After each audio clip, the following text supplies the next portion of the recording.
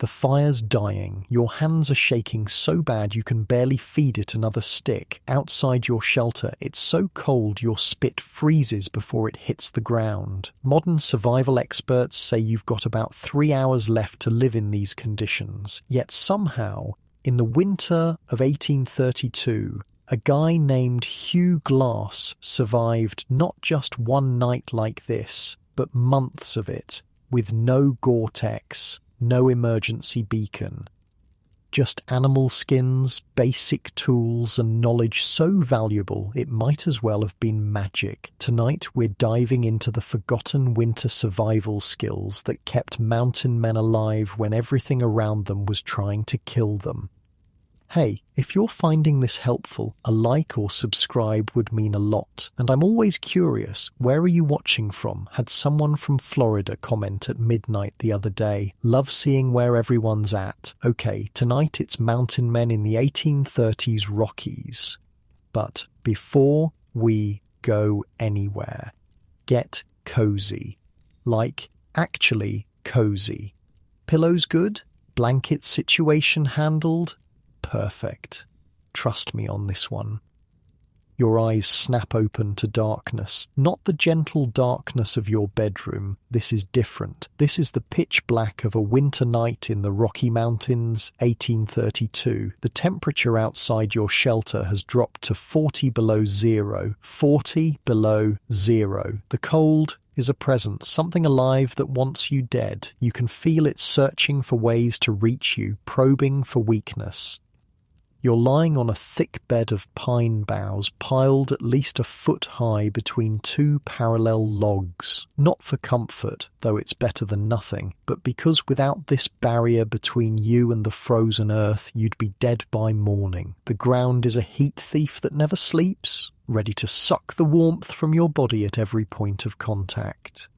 That's the first thing they taught me, you think, remembering the old trapper who took you under his wing last summer. Never, ever sleep directly on the ground in winter. It'll pull the heat right out of you faster than you can make it. That old man had survived 15 winters out here, his face a map of wrinkles and scars earned in this merciless landscape, half his left ear missing from frostbite. You wonder if you'll last half as long.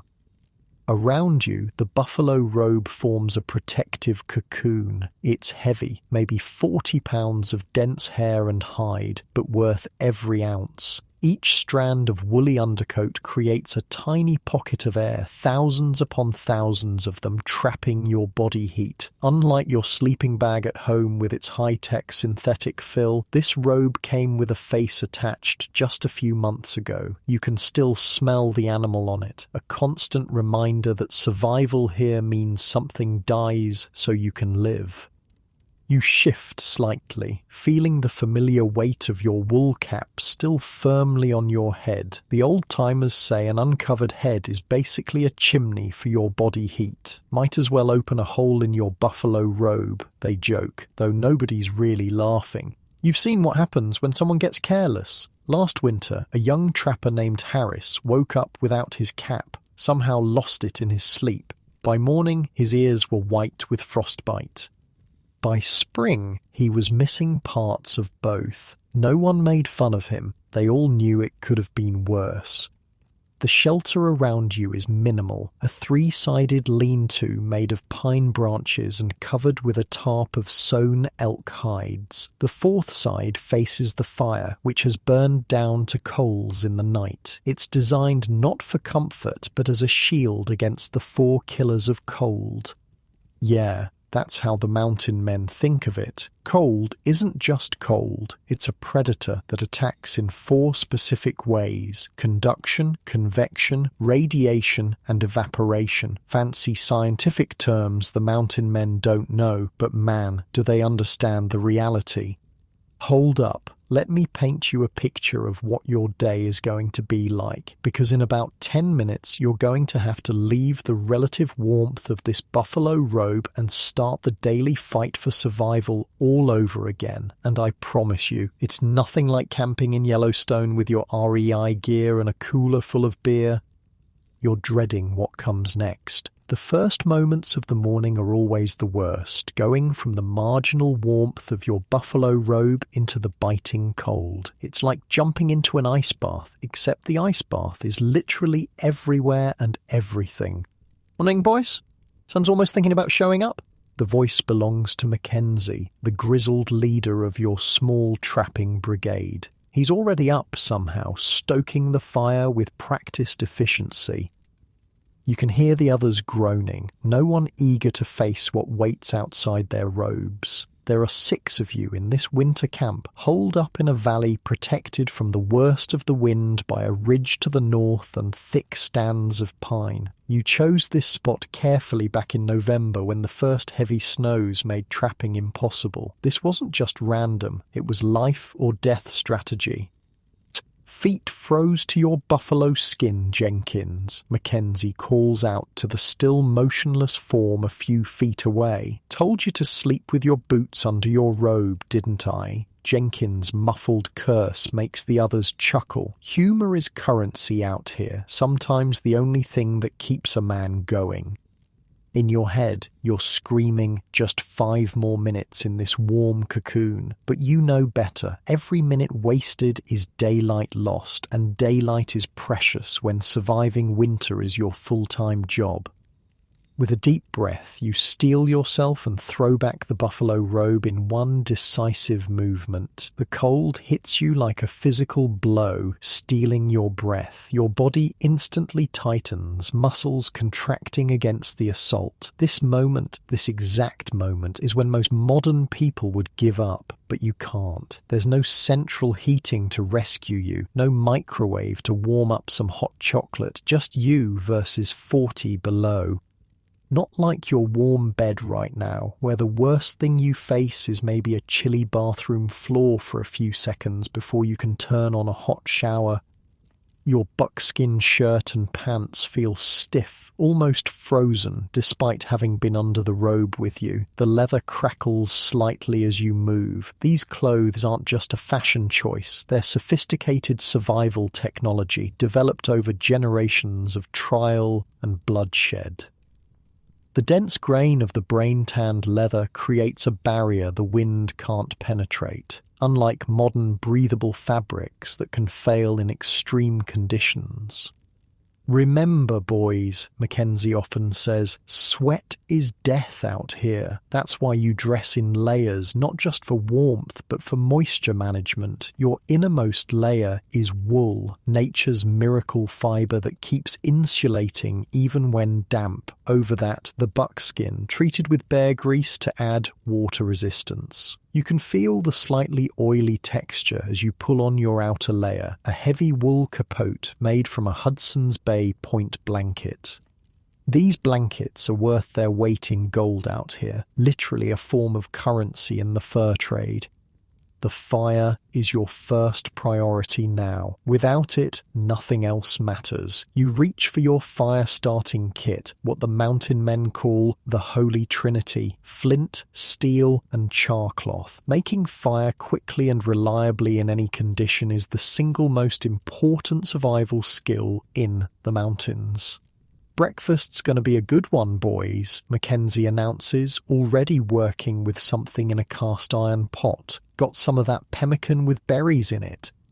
Pemmican, a mixture of dried meat, rendered fat, and sometimes berries, is the superfood of the mountains. A pound contains over 3,000 calories and will not spoil for years. It's dense, not particularly tasty to modern palates, but out here it's life itself. You watch as Jenkins finally emerges from his robe, cursing the cold with impressive creativity. His boots did indeed freeze overnight, left carelessly outside his sleeping area. Now he'll have to thaw them by the fire before he can put them on, a rookie mistake that could cost fingers or toes. You know, says Pearson, the oldest man in your group at nearly 45, I seen a fella try to put frozen boots on once. By the time we got to the next trading post, his feet was so infected the doctor took both below the knee. He spits into the fire. Course, that doctor was mostly just a fella who owned a saw. The others laugh, but you all know it's not really a joke. Out here, a minor mistake cascades quickly into disaster. There are no hospitals, no rescue helicopters. The mountain men have a saying, there ain't no such thing as a small mistake in winter. You've come to understand the brutal truth of this.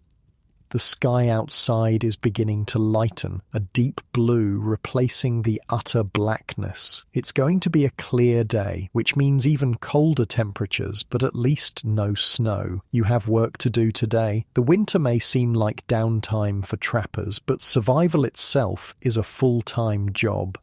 Firewood needs gathering, meat needs hunting, repairs need making. The mountain man's winter isn't a time of rest, but of different work. The streams may be frozen, making beaver trapping impossible, but life continues in its relentless rhythm.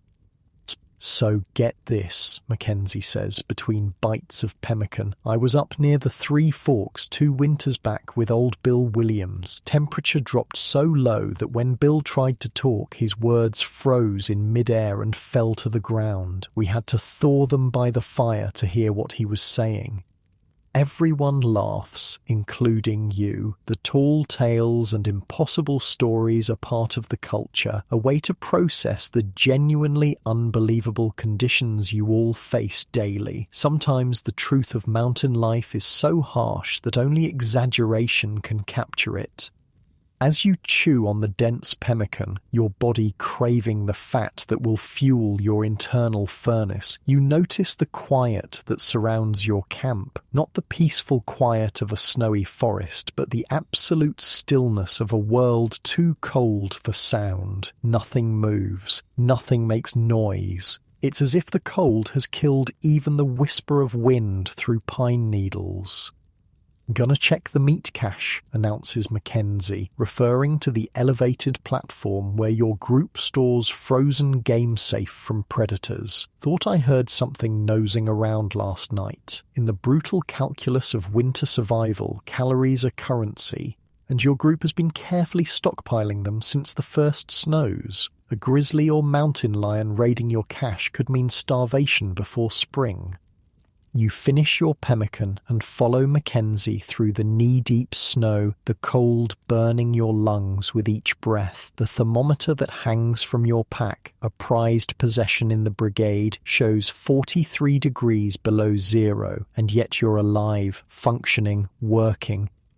The modern hiker found frozen in the wilderness had a pack full of high-tech gear, but lacked the knowledge that keeps you alive day after day in conditions that would send most people into panic. Gore-Tex, polyfill, and battery-powered warmers are no substitute for the deep, experiential understanding of cold that the mountain men developed.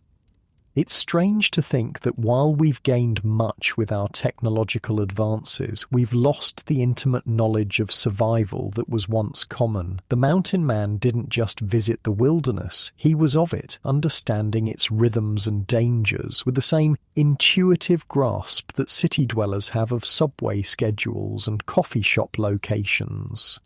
"Cash looks good," Mackenzie reports, though his weathered face shows concern. "But them tracks there. Wolf, big one, probably not alone."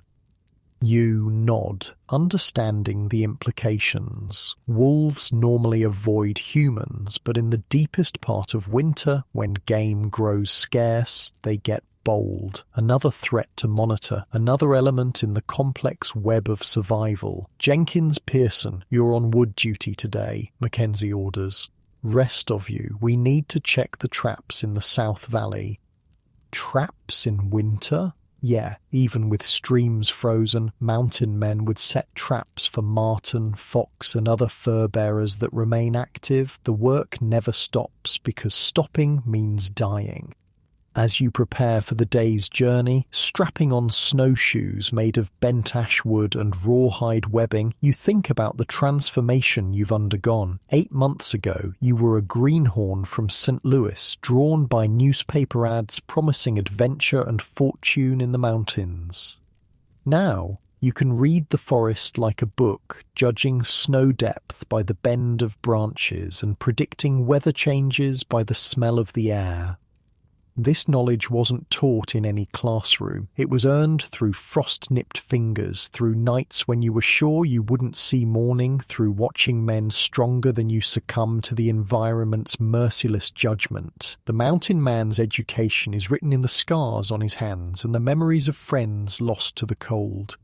As your small party moves out of camp, following a game trail through the thick forest, you notice how differently each of you moves. The new men, like you, still waste energy, still sweat when they shouldn't. Mackenzie, 15 years in the mountains, moves with an economy that seems almost supernatural. Each step placed precisely, each movement calculated to preserve heat and energy. Hey, you see that? Mackenzie suddenly drops to a crouch, pointing ahead. About 50 yards away, partially obscured by pines, stands a bull elk, massive and majestic. Fresh meat, a prize beyond value in the deep winter. Winds in our favour, whispers Mackenzie. Harris, circle wide to flush him this way if he runs. The rest of you, spread out. The group moves with practiced precision, a hunting formation developed over countless winters. This is the mountain man's superpower. Not individual heroism, but collective knowledge, each man playing his role in the dance of survival. Your flintlock rifle is ready, the powder hopefully dry despite the cold. A single shot is all you'll get. Miss, and it's back to pemmican. Hit, and the whole camp eats well for days. The elk hasn't spotted you yet. You can see its breath clouding in the frigid air as it pours through snow, searching for anything edible beneath. Its ribs show slightly. Winter is hard on all creatures here. Wait, the wind shifts slightly. The elk's head snaps up, nostrils flaring. Now! Shouts Mackenzie, and 5 rifles fire almost as one. The elk stumbles, blood bright against the snow. It tries to run, but collapses after just a few strides. Clean shots, a quick death. In the ethical code of the mountains, this is as it should be. No wasted suffering, no wasted meat. As you approach the fallen animal, you feel the familiar mix of sadness and profound gratitude. This death means your life continues. The mountain men understand this exchange better than most. They are not separate from nature, but part of its cycle of life and death. Good shooting, boys. Mackenzie nods approvingly. Now the real work starts. The real work is butchering the elk where it fell, dividing its precious meat and fat before it can freeze solid. The temperature makes this a race against time. Hands exposed too long will frostbite, but the job must be done properly. You work quickly, your knife slicing through hide and muscle with practiced efficiency. 8 months ago, this task would have been impossible for you. Now your hands know what to do, even as they grow numb with cold. Don't waste that fat, reminds Pearson, watching you work. Fat's worth more than gold out here. He's right. In the extreme cold, your body burns calories at an astonishing rate just to maintain core temperature. The mountain man's diet is built around fat, the high-octane fuel that keeps the internal furnace burning. Modern nutritionists might be horrified by the amount of animal fat consumed daily, but without it, survival would be impossible. As you work, your mind wanders to the stories you've heard of men lost in winter, of poor decisions cascading into tragedy. Last year, 2 trappers from a different brigade tried to cross a high pass too late in the season. They were found in spring, frozen in their camp, having run out of food, waiting for a storm to pass. You're thinking too much, Mackenzie interrupts your thoughts. Thinking's a luxury for summer. Winter is for doing. He's right again. The mountain man's mindset is perhaps his most important survival tool. Present-focused, practical, unburdened by abstract worries. There's only now, only the next task that keeps death at bay for another day. The elk is butchered within an hour. Its meat divided among the party for carrying back to camp. Nothing is wasted. Organs, marrow, even the brain will be used. The hide will become new moccasins or repairs for your shelter. As you shoulder your portion and begin the trek back to camp, the sun finally crests the eastern ridge, throwing long shadows across the snow. Its light is dazzling but offers little warmth. Still, you feel a surge of energy with its appearance. You've survived another night. You've secured food. You're learning, adapting, becoming something new in this harshest of classrooms. The mountain man's war against cold continues, fought daily on 4 fronts, but unlike the unfortunate modern hiker found frozen with all his expensive gear, you're winning, not through technology but through knowledge paid for in blood and passed down by those who mastered this unforgiving land. Mackenzie stops suddenly, gazing at something in the distance. Following his gaze, you see what caught his attention, a lone wolf watching your party from atop a ridge, silhouetted against the morning sky. "Reckon he smells our elk," says Harris nervously. "Reckon he does?" agrees Mackenzie, calmly. "But he'll have to wait his turn. Way of the world up here." The wolf watches a moment longer, then disappears over the ridge, a reminder that you're not the only predator fighting for survival in these mountains. The balance is precarious, the margin for error non-existent. As your party continues toward camp, you think about how different this life is from what you imagined when you signed up in St. Louis. The newspaper ads promised adventure and fortune in beaver pelts. They didn't mention the constant dance with death, the knowledge written in frostbite scars, or the transformation that would remake you from the inside out. But despite the hardships, or perhaps because of them, there's a clarity to this existence that makes sense to you now. The mountain man's life strips away everything unnecessary, leaving only what matters: warmth, food, shelter, comrades. In a world of deadly simplicity, you found a strange kind of peace. The smoke from your camp's fire becomes visible through the trees, a beacon of relative safety in the wilderness. Another day in the mountains begins, a day of work, of survival, of the knowledge that keeps men alive when nature itself seems determined to kill them. Back at camp, the day settles into its rhythm. The elk meat is being processed, some sliced thin for jerky, other portions set aside for immediate eating. Fat is rendered in the single cast-iron pot the brigade shares. Nothing wasted, nothing taken for granted. Pearson approaches you, eyeing the tear in your buckskin shirt sleeve. It happened yesterday when you snagged it on a sharp branch. Seems minor, but out here, small problems grow into deadly ones. Better fix that before you head out again, he nods toward the damage. Wind will find that hole and freeze you solid from the inside out. You know he's right. The wind is the second killer, what mountain men call the thief that rides on air. Every gust that penetrates your clothing strips away the thin, warm layer your body works so hard to create. Got some sinew? You ask, already reaching for your possible bag, the buckskin pouch containing your essential survival tools. Better. Pearson grins, revealing his few remaining teeth. He pulls a scrap of brain-tanned leather from his own bag. From that mule deer last week, been saving it for someone who needs it. This small act of generosity touches you. In the mountains, giving someone repair material for their clothing might be the difference between life and death. It's not charity, it's survival through cooperation. I'll pay you back next deer, you promise, taking the precious scrap.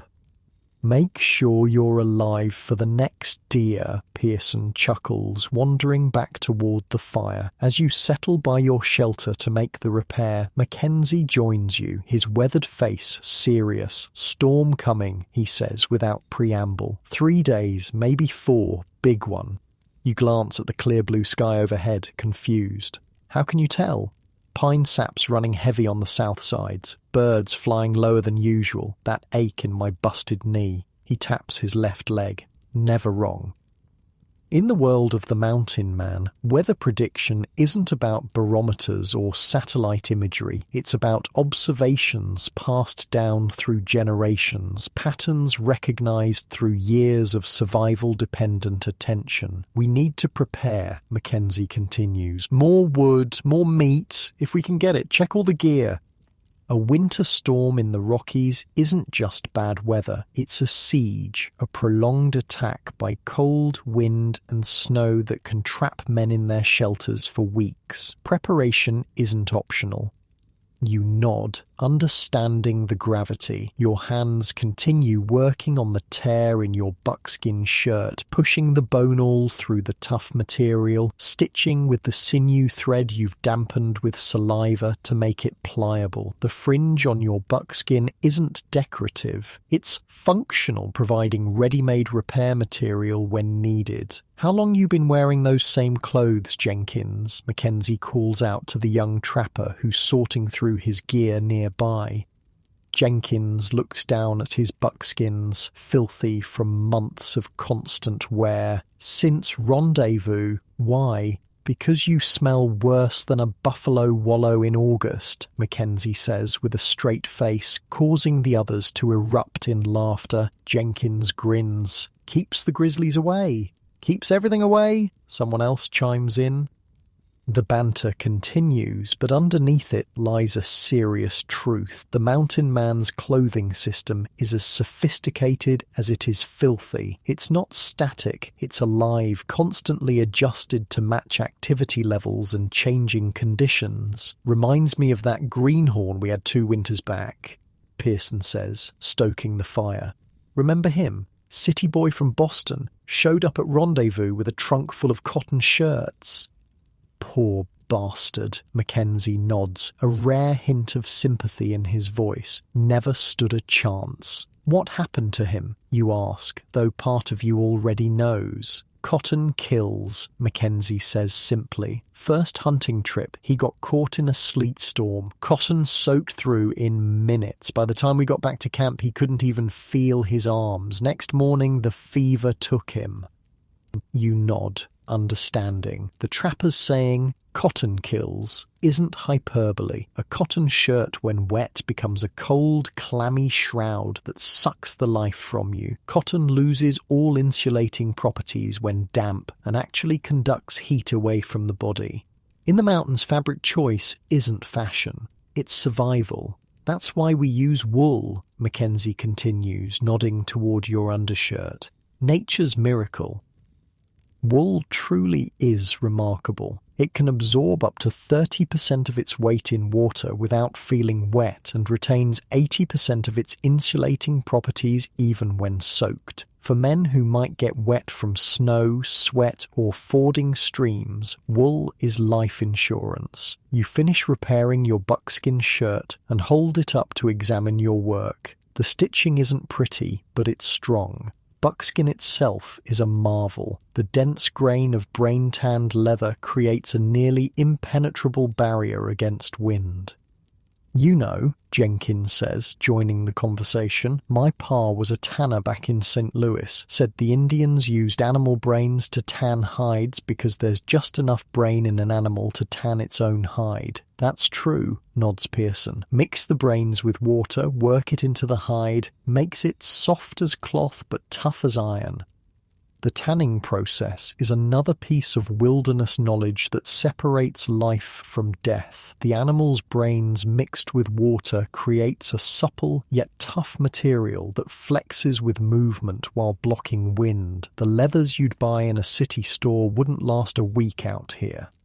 You slip your repaired shirt back on, then reach for your capote hanging near the fire. This heavy wool coat made from a Hudson's Bay point blanket is your final defense against the elements, your hard shell against the worst weather. The capote is a masterpiece of functional design, a long hooded coat with dense, oily wool that sheds snow and rain. The 4-point blanket it's made from would have cost nearly a month's wages back in St. Louis. Out here, its value can't be calculated in dollars, only in survival. Mackenzie watches you handle the capote with respect. Treat that better than you'd treat a wife, he advises. It'll be more faithful in keeping you warm. Got mine in trade from a flathead 4 years back, Harris adds, nodding to his own capote hanging nearby. Gave him my silver watch, 2 knives and a pound of tobacco. You overpaid, Jenkins teases. Harris shakes his head. That watch couldn't keep me warm. This can. The capote isn't just another piece of clothing. It's a portable shelter, a final line of defense against the weather. When every other layer has been penetrated, the capote can still keep you alive. We'd better get more firewood, Mackenzie announces, standing. Storm's coming. The camp shifts into action, preparing for the coming weather. You join Jenkins, heading toward the stand of deadwood you've been harvesting, each of you carrying an axe. See that? Jenkins points to a nearby pine. Its branches are bent with snow, but the trunk remains straight and strong. White pine. Burns hot, burns fast. Good for getting a fire started. And that one? You point to another tree with darker bark. Oak. Burns slow, burns steady, makes good coals for cooking and overnight. This is the language of wood, another essential piece of mountain knowledge. Different trees have different burning properties. Knowing which wood to use for which purpose is as important as knowing which plants are edible and which will kill you. As you gather fallen branches, Jenkins suddenly stops, looking at a tree about 50 yards away. Look at that standing deadwood, been dead about 2-3 years, bark starting to shed but still on. You follow his gaze. What about it? That's perfect firewood, even in a rainstorm, he explains. Been dead long enough to dry out, but the bark still sheds water, keeps the inside dry. This is the kind of knowledge that isn't written in any book. It's passed from man to man, learned through observation and experience, refined by the brutal teacher of necessity. What did you do before this? Jenkins asks as you both work. Back in civilization? Clerk in my father's store? You admit, somewhat embarrassed. It seems like a lifetime ago. Jenkins nods without judgment. I was a cobbler's apprentice, spent all day fixing fancy ladies' shoes. He laughs. Now look at me. You both glance down at your moccasins, handmade from buffalo hide. Your store-bought boots wore out within 2 months of mountain life. Like everything else from civilization, they weren't built for this world. You ever regret coming out here? You ask. Jenkins is quiet for a moment, considering.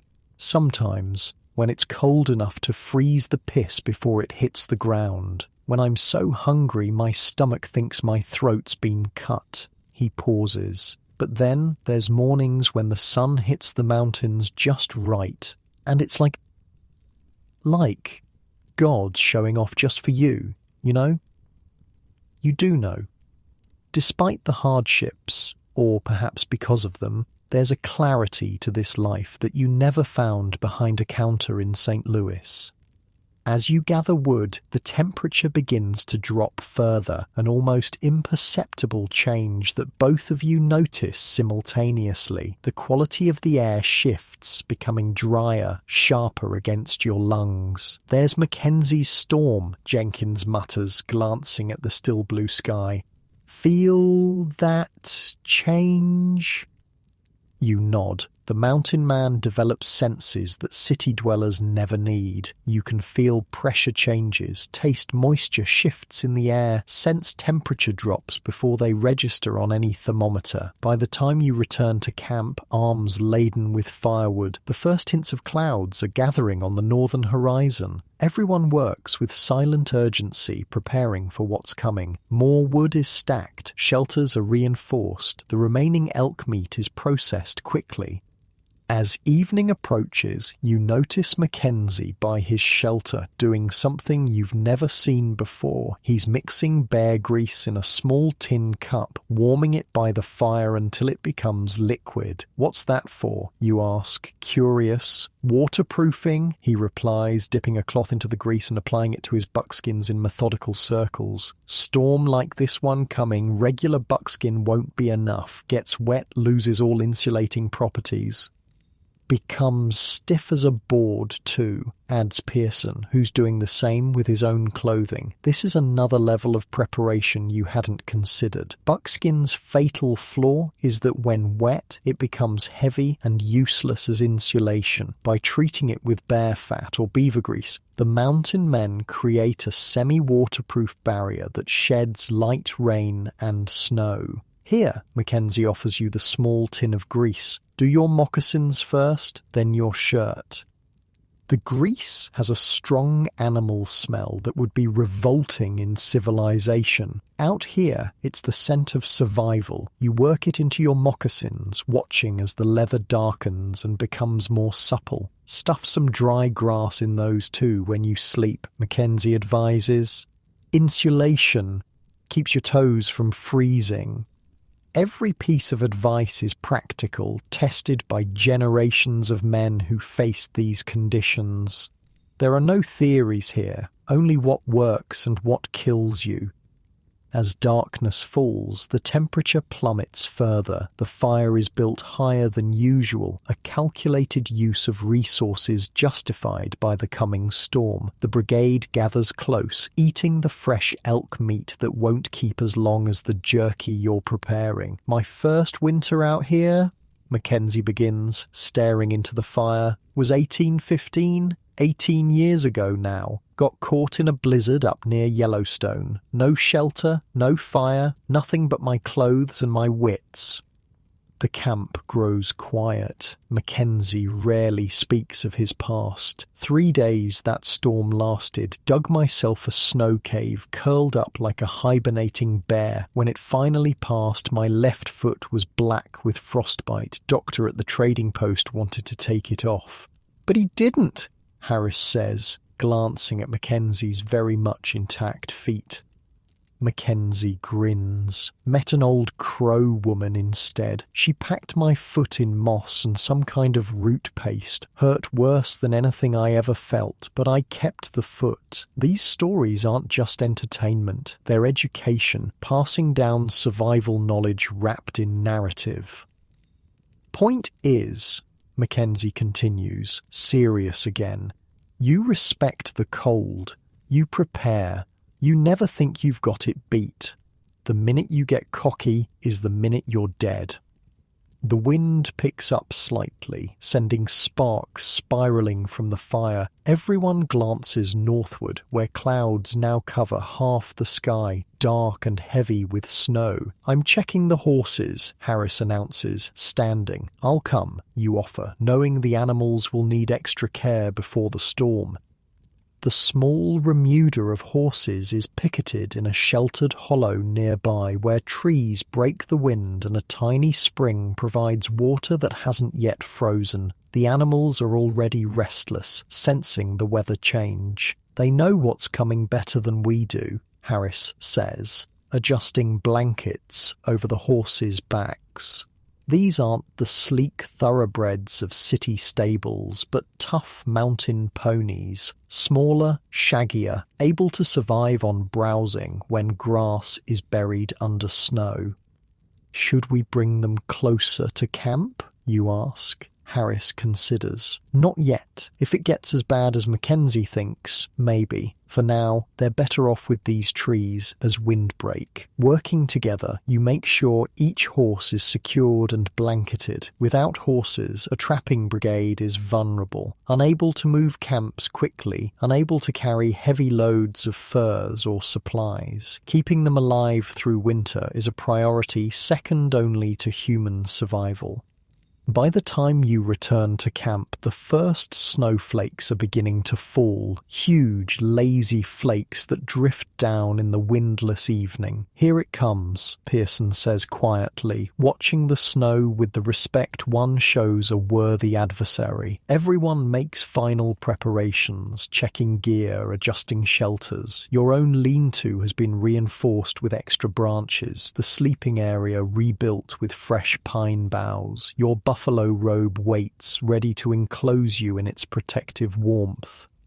Tonight will be the true test of all the mountain man's knowledge, his clothing system, his shelter design, his fire-building skill. The storm approaching isn't just weather, it's a predator hunting for weakness, looking for mistakes. As full darkness settles, you retreat to your shelter, wrapping yourself in the buffalo robe. Outside, the snowfall intensifies, the wind beginning to moan through the pine branches. The temperature continues to drop, but inside your layered defenses, you remain warm. This is the mountain man's victory, not conquering nature, but understanding it deeply enough to survive its most violent moods. While the storm rages, you exist in the tiny pocket of warmth you've created through knowledge paid for in blood and passed down by those who came before.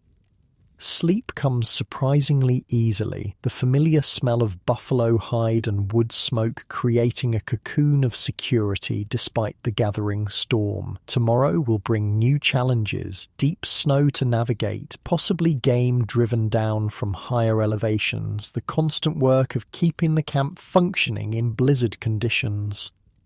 But for now, wrapped in your robe with the fire reflected off the shelter wall, you've achieved what the mountain man prizes above all else. Another day of survival in a land that constantly tries to kill you. Not through fancy gear or modern technology, but through the accumulated wisdom of generations who learned to read the language of cold and speak back in the dialect of survival. You wake to a world transformed. The gentle snowfall of last night has become a howling maelstrom of white.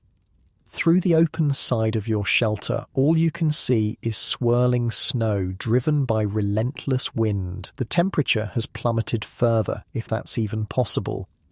The fire needs attention immediately. Overnight, it's burned down to a bed of coals, still alive but hungry for fuel. In this weather, letting the fire die would be a catastrophic mistake. You slide out from your buffalo robe, the cold hitting you with physical force despite the layers of wool and leather. Moving quickly, you add small sticks to the coals, then larger pieces, coaxing the flames back to life with careful attention. Your breath clouds in front of your face as you work. "Or morning," comes Mackenzie's voice from his shelter, or at least I think it is. It's impossible to tell time by the sun. The storm has turned day into a strange grey twilight. The entire world has narrowed to your small camp, everything beyond obscured by the curtain of falling snow.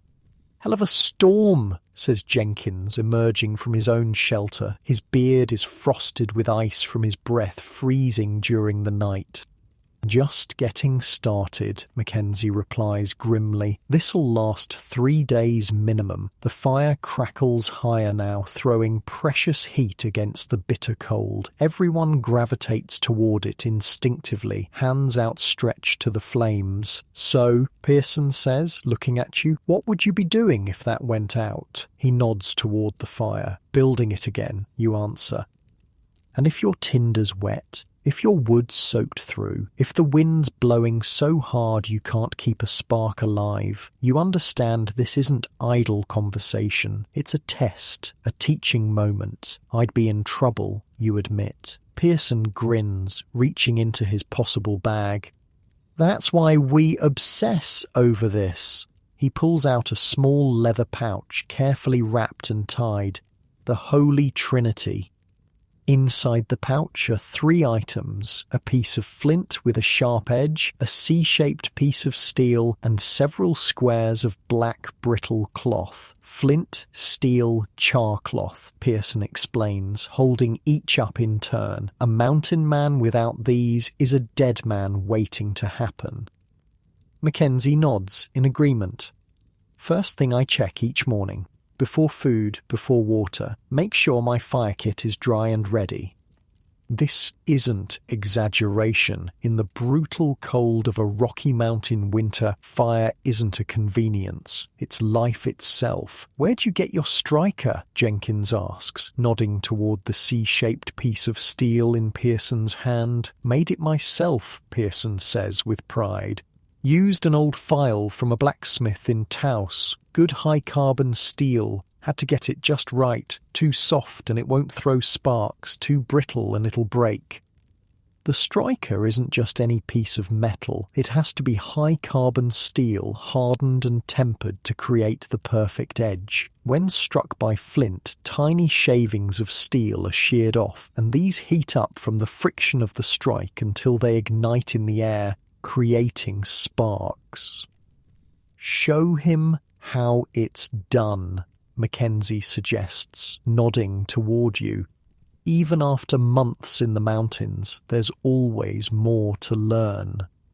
Pearson arranges himself near the fire, sheltered from the worst of the wind. First rule: always practice when you don't need to. By the time you're freezing and desperate is the wrong time to remember how this works. He places a piece of the black char cloth on a dry log, then holds the flint in his left hand, the steel striker in his right. With a quick, practiced motion, he drags the edge of the flint down the steel, creating a shower of sparks that rain onto the char cloth. Nothing happens. "Gotta be patient," he says, striking again. This time, several sparks land on the cloth and one catches, a tiny, glowing red ember that begins to spread. "See that?" Pearson says with satisfaction. "That's life right there." Char cloth is the secret ingredient in the mountain man's fire-starting kit. Made by heating cotton or linen in an airtight container, the resulting carbonized material catches a spark and smolders with steady heat without bursting into flame. It's the perfect bridge between the fleeting spark and the sustained flame needed for survival. "How do you make it?" you ask, watching as Pearson carefully transfers the glowing ember to a prepared nest of shredded cedar bark. "Take a piece of cotton or linen, old shirt works fine. Put it in a tin with a tiny hole punched in the lid. Pearson gently blows on the ember in the tinder nest, his breath carefully controlled. Put that tin in a fire. Smoke comes out the hole as it heats up. When the smoke stops, the char cloth is done. The glowing ember is spreading in the tinder nest, and with Pearson's steady breath it suddenly bursts into flame with a soft whoosh.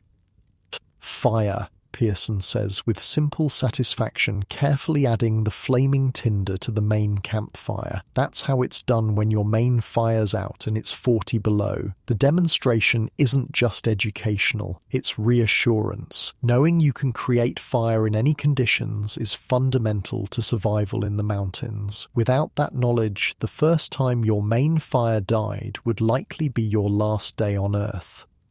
"I've got more ways than one to start a fire," Mackenzie adds. "Never trust just one method." He reaches into his own possible bag and pulls out a small magnifying lens in a protective leather case. On a sunny day, this is faster than flint and steel. Focus the sun just right and you've got fire in seconds. "And when there's no sun?" Jenkins asks, gesturing to the storm raging around you. Mackenzie grins, producing a small bundle of sticks and cord. "Bow drill. Takes effort, but it'll work in any weather if you've got the skill and patience." The mountain man is a master of redundancy. The man with only one way to make fire is a dead man waiting to happen. Each member of the brigade carries multiple fire-starting methods, each practiced until it becomes second nature. "Remember Carson?" Harris asks, joining the conversation. "That time on the Yellowstone?" Mackenzie nods grimly. Crossed the river, lost his fire kit, couldn't get dry, couldn't get warm. By the time we found him, he was sitting under a tree, half frozen. Dead, you ask, though you can guess the answer. Dead and smiling, Harris confirms. That's the thing about freezing. Near the end, you start to feel warm, start to feel sleepy. It's a peaceful way to go, they say, but it's still going. The story hangs in the air, a reminder of the constant stakes. Out here, mistakes aren't measured in inconvenience, but in lives. Let's check the shelters, Mackenzie announces, changing the subject. Storm like this, we might be here a while. The camp disperses, each man attending to his shelter, reinforcing against the growing storm. You work on your own lean-to, adding branches to strengthen it, piling snow around the base to block the creeping wind. Mackenzie appears beside you, evaluating your work with a critical eye. Not bad, he allows, which from him is high praise. But look here, he points to the back corner of your shelter, where a small gap allows snow to sift in. Death comes through holes like that. You fix the gap, understanding his point. In survival, details matter. A small oversight can cascade into disaster. Different kinds of fire for different needs, Mackenzie says, continuing your education as you work. The one we've got now is good for a camp that's not moving, but if you're alone, on the trail, what then, you ask, genuinely curious? Starfire, he explains. Logs arranged like wheel spokes. As each burns, you push it toward the center. Lasts all night with minimal tending. You've seen this arrangement before, but never understood its efficiency. It's another piece of knowledge preserved and passed down by those who live beyond civilization's reach. For high wind, Mackenzie continues, Dakota firehole. Dig a pit, then a smaller air tunnel leading into it from the side. Fire burns in the pit, drawing air from below. Wind can howl overhead, but the flame stays protected. This is the mountain man's library of survival, not written in books, but preserved in practice and oral tradition, each technique tested and refined by generations who faced the same life or death challenges. By midday, the storm has intensified further. Wind screams through the pine branches above camp, occasionally sending clumps of snow crashing down. The temperature continues to drop, and the fire is built larger in response, a calculated use of resources justified by the extreme conditions. Might as well eat, Mackenzie decides, pulling a frozen chunk of elk meat from the cache. The meat thaws near the fire as everyone gathers around, seeking the psychological comfort as much as the physical warmth. Fire is more than just heat in the wilderness. It's a companion, a friend, a bulwark against the crushing loneliness of the winter landscape. A man alone in the mountains with only the howl of the wind and the cry of the wolf for company can find solace in the crackling flames. My first winter in the mountains, Pearson begins, his voice barely audible above the storm. I got separated from my brigade during a blizzard like this. 3 days alone, no idea which way was north. Everyone listens. These stories aren't just entertainment. Their education wrapped in narrative. All I had was my fire kit and my knife, built a snow cave, kept a small fire going at the entrance, survived on pine bark and a squirrel I managed to catch. He stares into the flames. When they finally found me, they said I was singing to myself. Don't remember that part. Man can go crazy without fire, Harris nods. Seen it happen. Cold and dark does something to your mind after a while. You understand what they mean. The fire isn't just preventing physical death, it's preserving sanity in a world reduced to howling white chaos. The elk meat is finally thawed enough to cut, and Mackenzie slices it into strips that go directly onto hot stones at the fire's edge. The fat sizzles, filling the air with a mouth-watering aroma that cuts through the sharp scent of wood smoke. "So, what are you going to do with all your beaver money?" Jenkins asks the group, changing the subject to something more cheerful. "If we make it to rendezvous, that is." "Not if," Mackenzie corrects sharply. "When. That kind of thinking'll kill you faster than the cold." "Fine. When we get to rendezvous," Jenkins amends. "What's everyone buying?" "New rifle," Harris says immediately. "Saw a Hawken at last year's gathering that was a real beauty."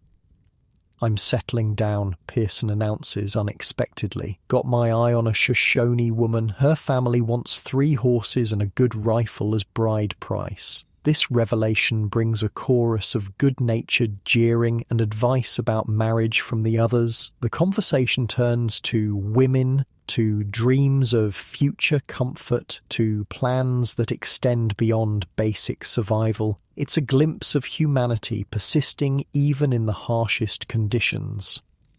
You listen, contributing occasionally, but mostly observing the brigade dynamics. These men are more than just travelling companions. They're a survival unit, each bringing skills and knowledge that benefit the whole. The lone wolf trapper is largely a myth. Most mountain men travel in winter in small groups precisely because it increases chances of survival.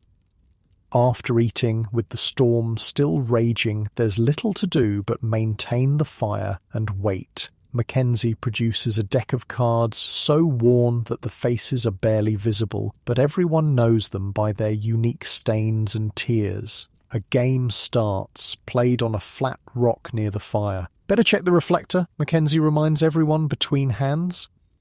The reflector is a wall of logs built behind the main fire, designed to bounce heat into the shelters. It effectively doubles the warmth reaching you, a crucial advantage when every degree of temperature matters. You take your turn adjusting the reflector, adding a log where one has burned through. The heat reflected back is immediate and noticeable, another example of the mountain man's ingenious adaptations to extreme conditions. As the grey non-day dims toward even greyer evening, the brigade settles into the rhythm of storm survival. Pearson produces a small book from his possible bag, a treasure out here where reading material is scarce. Its cover is stained and coming apart, but he handles it with reverence. "Paradise Lost," he explains, seeing your interest. "Milton. Don't understand half of it, but the words have a nice sound." He begins reading aloud, the formal language strangely beautiful against the backdrop of howling wind and crackling fire. The others listen, even those who would normally scoff at such activity. In the forced confinement of the storm, any diversion is welcome. The mind is its own place, and in itself can make a heaven of hell, a hell of heaven. Pearson reads, then looks up. Sounds like the mountains to me. There's a murmur of agreement. The mountain man's relationship with this harsh environment is complex, part adversary, part home, part spiritual testing ground. Night falls, though it's hard to distinguish from the storm-darkened day. The fire is built up further for the overnight hours, a star pattern of logs that will burn slowly through the darkness. Each shelter is checked one final time, repairs made, snow cleared from entrances.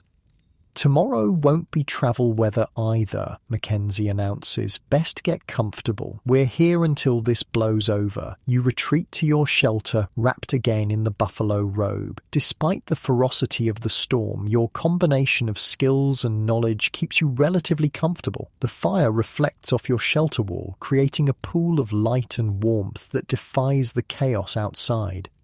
This is the mountain man's victory, not conquering nature, but understanding it well enough to survive its worst moments. The howling wind that should be your death sentence becomes merely an inconvenience when met with the accumulated wisdom of generations. Sleep comes fitfully, interrupted by the need to occasionally check the fire or add snow to your water container as it melts. Each time you emerge from your shelter, the storm seems to have intensified, if that's possible. The world beyond your small circle of firelight has ceased to exist, replaced by a maelstrom of white.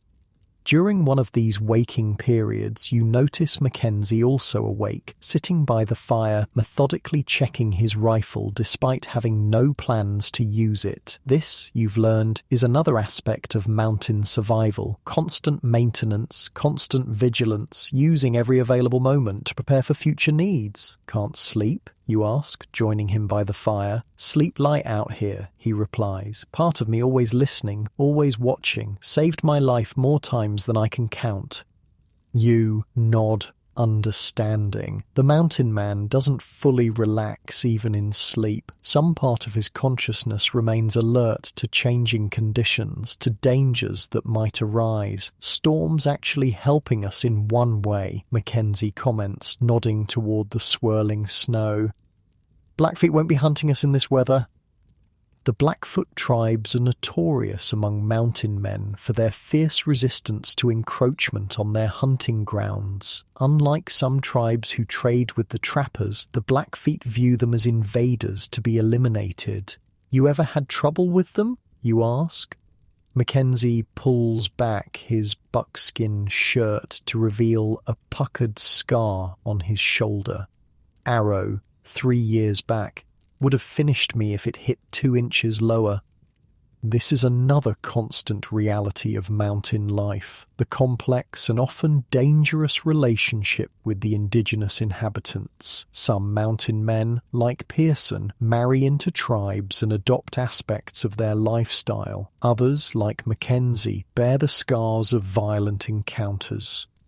Get some sleep, Mackenzie advises, finishing with his rifle. Tomorrow's another day of this, looks like.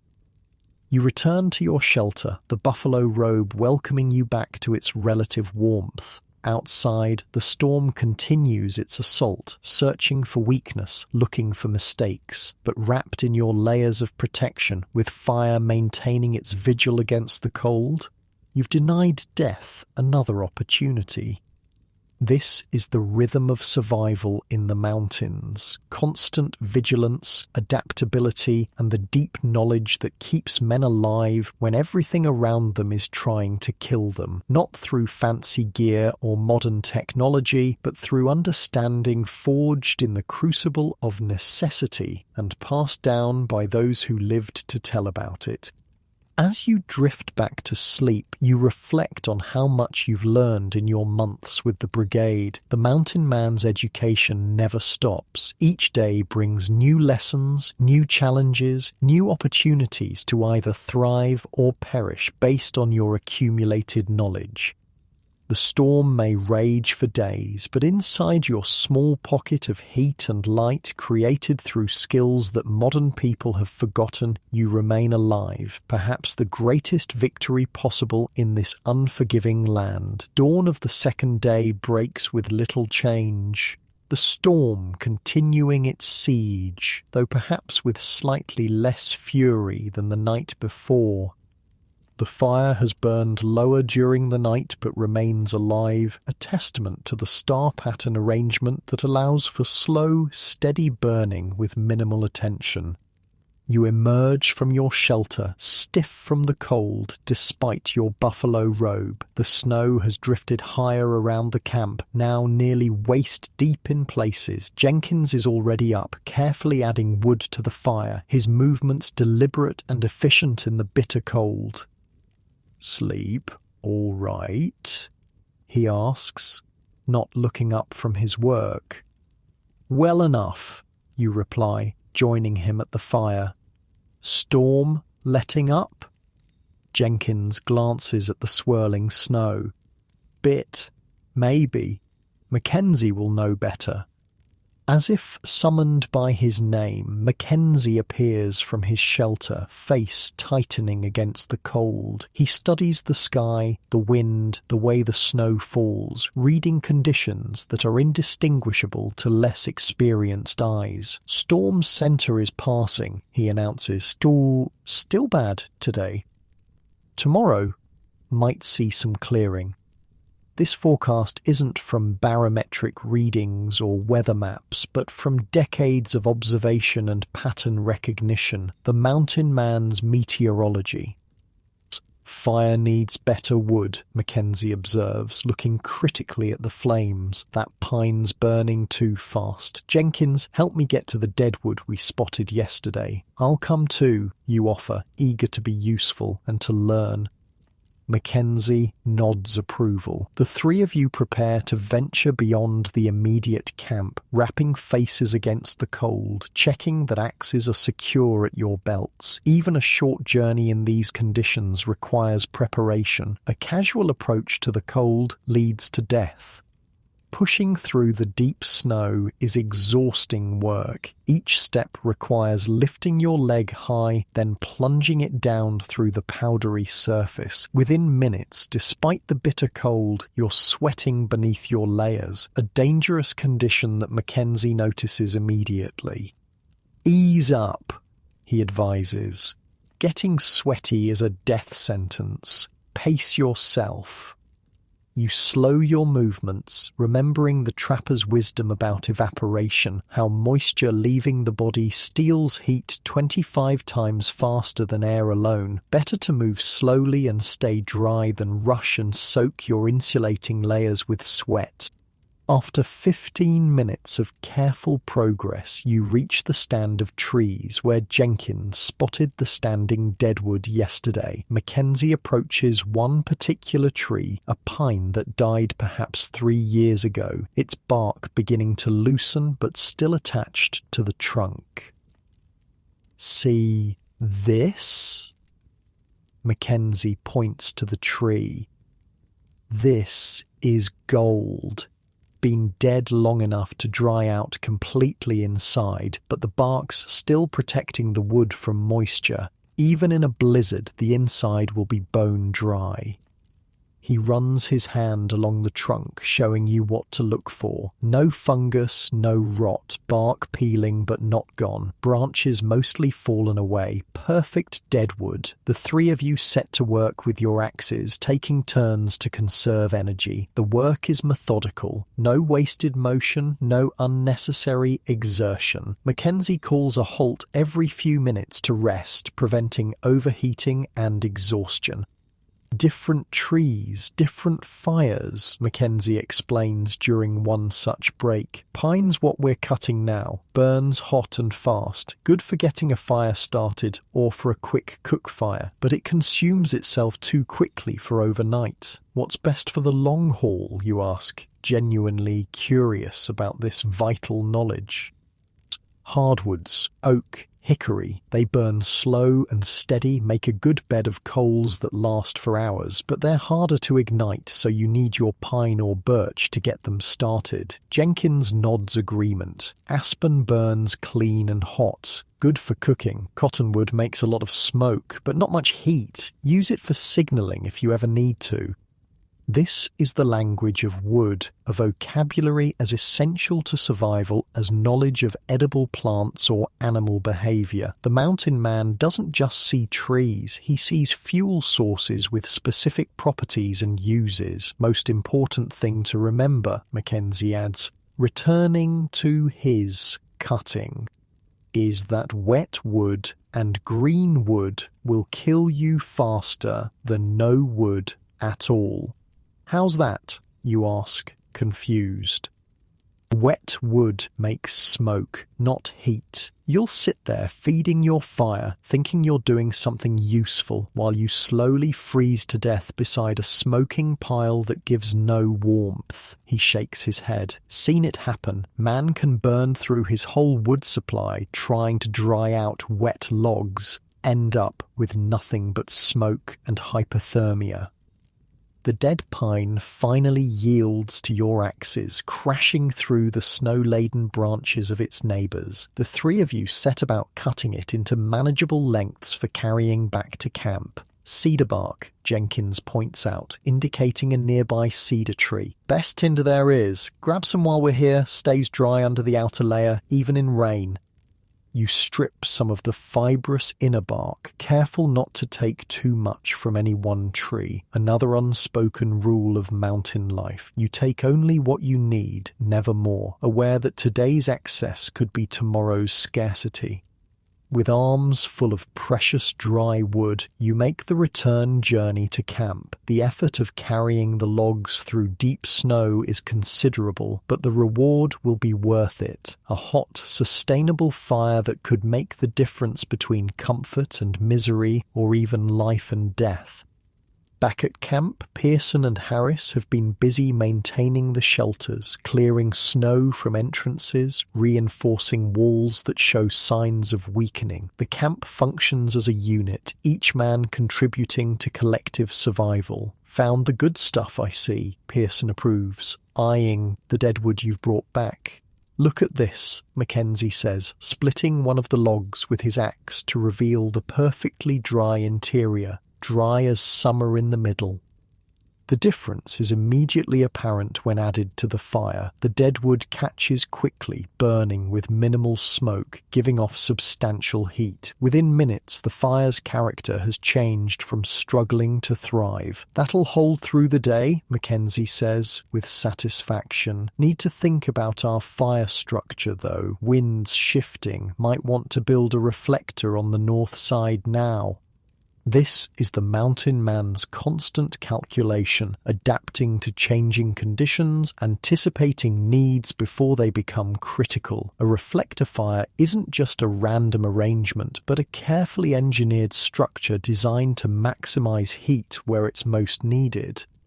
Jenkins, get those flat rocks Mackenzie directs. We'll set them behind the fire to absorb heat during the day, radiate it back at night.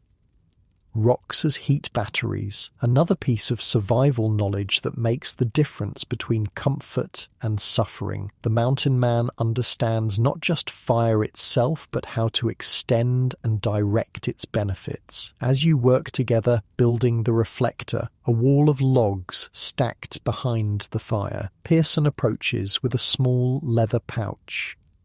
Almost forgot, he says, sprinkling a pinch of something from the pouch onto the fire. The flames momentarily turn blue-green, and a pleasant resinous scent fills the air. Pine pitch, he explains, seeing your curiosity, helps the fire catch better, and it smells good. Little comforts matter out here. That's something you've come to understand during your months in the mountains. When life is reduced to its essentials, small pleasures take on outsized importance. A pinch of pine pitch for its scent, a particularly comfortable arrangement of pine boughs for sleeping, the luxury of dry moccasins after a day in snow. By midday, the fire is a masterpiece of engineering, a core of hot-burning pine surrounded by slower-burning hardwoods, backed by a reflector wall of logs and heat-storing rocks. It's a system refined over generations of trial and error, of learning what works and what kills. "Hand me that birch bark," Mackenzie says, pointing to a roll of papery white bark Jenkins brought back from your wood-gathering expedition. You pass it over, curious. Mackenzie carefully places it near the fire's edge, within reach but not close enough to ignite. Birch bark will burn even when wet, he explains. Full of oils, always keep some as emergency tinder. When everything else is soaked, this might save your life. The bark curls slightly in the heat, releasing a faint sweet smell. Even this small detail, knowing which bark burns when wet, could be the thread by which life hangs on some future desperate day.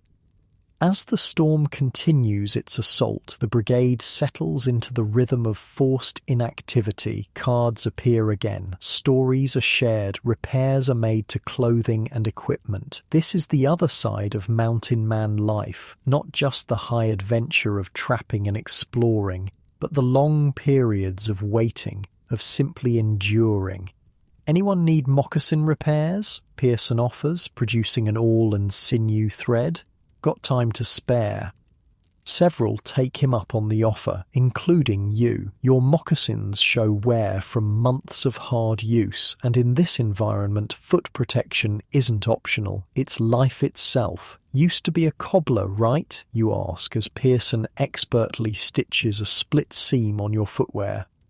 6 years in Boston, he confirms. Came out west for the adventure, stayed for the freedom, never looked back. "Miss civilization?" Jenkins asks, watching the repair work with interest. Pearson considers this.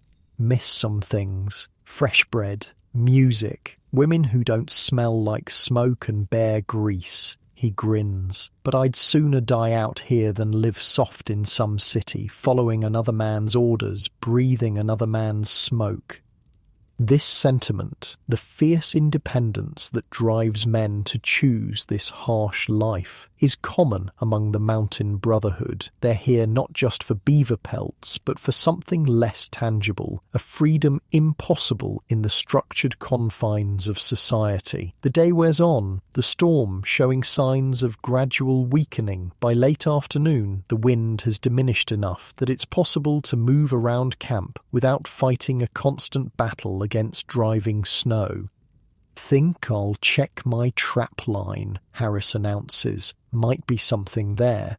"In this?" you ask, surprised. Even with the storm abating, conditions seem brutal for unnecessary movement. "Marten don't care about weather," Harris shrugs. "And their fur's worth more than beaver these days?" This is news to you. Thought beaver was king.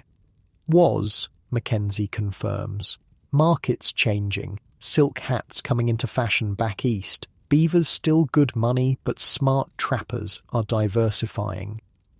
Harris pulls on an extra layer and heads out, snow immediately swallowing his figure beyond the first few yards. The storm may be weakening, but it remains a formidable barrier to normal activity. "He'll be fine," Mackenzie assures, seeing your concern. "Harris knows what he's doing. Wouldn't have survived 5 winters out here otherwise."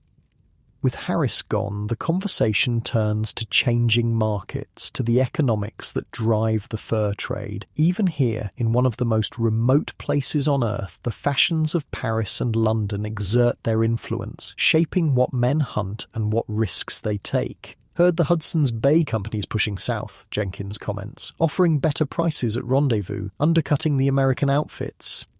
"Politics," Pearson spits into the fire. "Don't care who buys my furs as long as they pay fair." This is another aspect of mountain man philosophy, a pragmatism that transcends national loyalty. Out here, what matters is competence, fairness, and the ability to survive, not which flag flies over which trading post. The fire needs feeding again, and you take your turn adding logs, arranging them carefully to maintain the efficient burn pattern Mackenzie established earlier. It's no longer just a pile of burning wood to you. It's a complex system, each piece serving a specific purpose and the overall goal of sustained, efficient heat. "You're getting the hang of it," Mackenzie approves, watching your work. "See how you put the green wood at the edge to dry out before burning? That's thinking ahead. That's how you stay alive out here." His praise means more than it should, perhaps because you know how rarely it's given. The mountain man isn't free with compliments. They're earned through demonstrated skill and good judgment. As evening approaches, the storm continues its gradual retreat. Stars occasionally appear through breaks in the clouds, quickly obscured again, but promising eventual clearing. Harris returns from his trapline carrying 2 marten, sleek, weasel-like creatures with valuable dark fur. "Good eating, too," he announces, already beginning the process of skinning them. Nothing is wasted in mountain life. The fur will become trade goods. The meat will feed the brigade. Dinner is a communal affair, marten meat supplemented with the last of the elk from yesterday, all of it cooked over the carefully maintained fire. Conversation flows more easily with the promise of the storm's end, with the prospect of movement and normal activities resuming. "So, what brought you out here anyway?" Harris asks you directly, something that hasn't happened often in your months with the brigade. Young fella from St. Louis, educated by the sound of your speech, could have had an easier life. All eyes turn to you, curious. It's a fair question. What drives a man to choose this existence over the relative comfort and safety of civilization?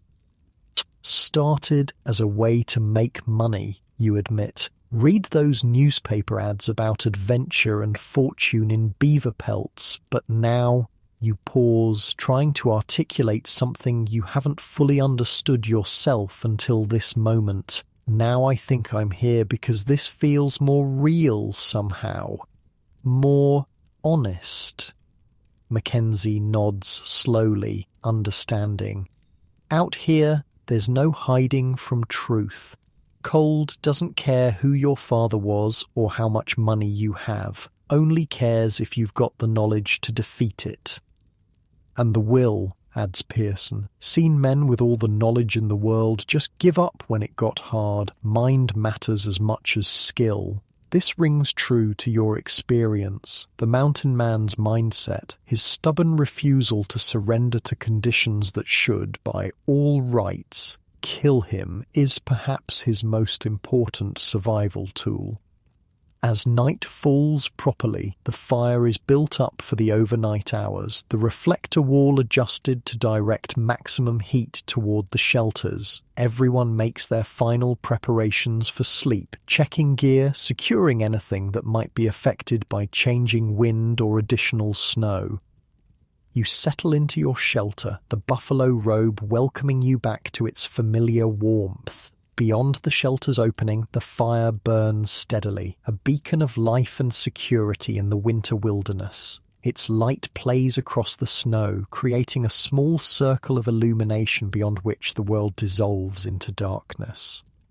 This is the mountain man's victory, carving out a space of relative comfort and safety in an environment actively trying to kill him, not through conquest of nature, but through deep understanding, through knowledge hard-won and jealously preserved. As sleep approaches, you find yourself unexpectedly grateful for this strange, harsh life, for the skills you've learned, for the self-reliance you've developed, for the clarity that comes from facing elemental challenges directly.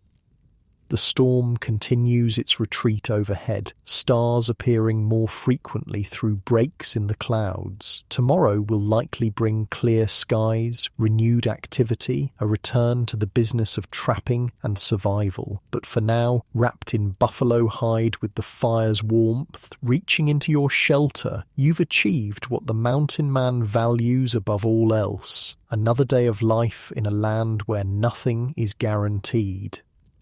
Your last thoughts before sleep takes you are not of the civilization you left behind, but of the wood you'll gather tomorrow, of which trees you'll select based on your new understanding of their properties, of how you'll continue building the knowledge that keeps men alive in the harshest environment on the continent. Morning arrives with a startling brilliance. The storm has passed during the night, leaving behind a world transformed. Everything coated in pristine white, the sky a deep cloudless blue that seems almost artificially perfect. The temperature has plummeted further with the clearing, the cold now a crystalline presence that steals your breath the moment you emerge from your shelter. Mackenzie is already up, as usual, crouched by the fire and working at something with his knife. The fire burns hot and clean in the still morning air, smoke rising in a straight column toward the blue emptiness above. Morning, he acknowledges without looking up. Storms past. Going to be a clear day. And cold, you add, your breath forming a dense cloud around your face. Coldest days always come after storms clear, Mackenzie agrees. Body needs more fuel on days like this. You notice now what he's working on, slicing a frozen chunk of marrow bone from the elk, preparing it for the morning meal. The brigade's focus on food isn't mere hunger, but practical necessity. In this extreme cold, the human body burns calories at an astonishing rate just to maintain core temperature. Need to stoke the internal furnace, Mackenzie explains, setting the marrow to cook near the fire. That's your most important weapon against the cold. What's inside you? The others emerge from their shelters, drawn by the promise of food and the need to begin the day's activities. With the storm past, normal routines can resume, checking trap lines, hunting, gathering more firewood. What's for breakfast? Jenkins asks hopefully, eyeing Mackenzie's preparations.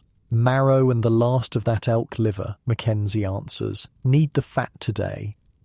This focus on fat isn't random, it's survival strategy. Fat is the high-octane energy source of the fur trade, the concentrated fuel that keeps a man's internal furnace burning in conditions that would otherwise kill him. Remember that greenhorn from last year? Pearson says, joining the group by the fire. The one who wouldn't eat the fat, kept trimming it off his meat? The others nod, some laughing at the memory. Collapsed 3 days into our first hunt, Pearson continues. Plenty of lean meat in his belly, but his body was starving for fat. Had to drag him back to camp on a travois. Rabbit starvation, Mackenzie nods soberly. Seen it happen more than once. What's that, you ask? Not familiar with the term despite your months in the mountains. Man can starve to death eating nothing but lean meat, Mackenzie explains. Rabbit meat is so lean that your body spends more energy trying to digest it than it gets from the protein. Without fat, you can't properly use that protein. Your body keeps burning itself up from the inside. Mountain men call it mal de caribou or rabbit sickness, Harris adds. Your guts empty out, you get weaker and weaker, and eventually your heart just stops, even with a belly full of food. This knowledge that protein alone is insufficient, that fat is essential for survival, runs counter to modern nutritional beliefs but is fundamental to life in the mountains. The human body requires that concentrated energy, that pure fuel to maintain heat in conditions that constantly try to steal it away. The marrow begins to sizzle as it heats, releasing a rich, savoury smell that makes your stomach growl. Marrow is almost pure fat, a delicacy in the mountains not just for its taste, but for its life-sustaining properties. Going to check my trap line today, Harris announces, accepting a portion of the cooked marrow from Mackenzie. Should be good hunting too, after a storm. Animals will be moving, looking for food. Take Jenkins with you, Mackenzie decides. Rest of us will reinforce the main camp, get more wood in. Storm might be over, but winter's far from done with us. This is the constant reality of mountain life. Even moments of relative ease are just preparation for the next challenge. There is no true respite, only varying degrees of struggle. Breakfast is consumed quickly, everyone eager to begin the day's work while the weather allows it. The marrow and liver, foods that might seem unappetizing in civilization, are devoured with genuine appreciation here, where their value is understood on the most fundamental level. Always eat the fatty parts first, Pearson advises you, noticing you've saved some of the marrow for last like a treat. Never know when you might be interrupted. Best fuel goes in first.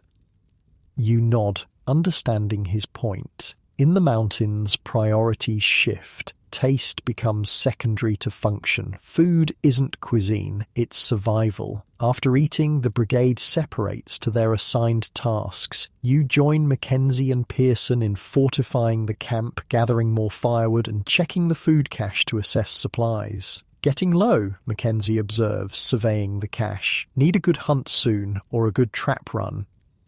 Harris and Jenkins might bring something back today, Pearson offers. Can't count on might, Mackenzie replies. Need to plan for certain. The mountain man doesn't rely on hope or luck. He calculates, prepares, anticipates needs before they become critical. It's this forward thinking, this constant assessment of resources versus requirements that keeps him alive when others perish. As you work collecting more firewood from the surrounding forest, Mackenzie points out a fat pine stump, its surface rich with amber resin. Fat wood, he explains, breaking off a piece to show you. Full of pitch, burns hot and fast, even when wet. Good emergency fire starter. You take the piece, noting its weight and sticky texture. It's heavier than normal pine, almost like it's been soaked in something.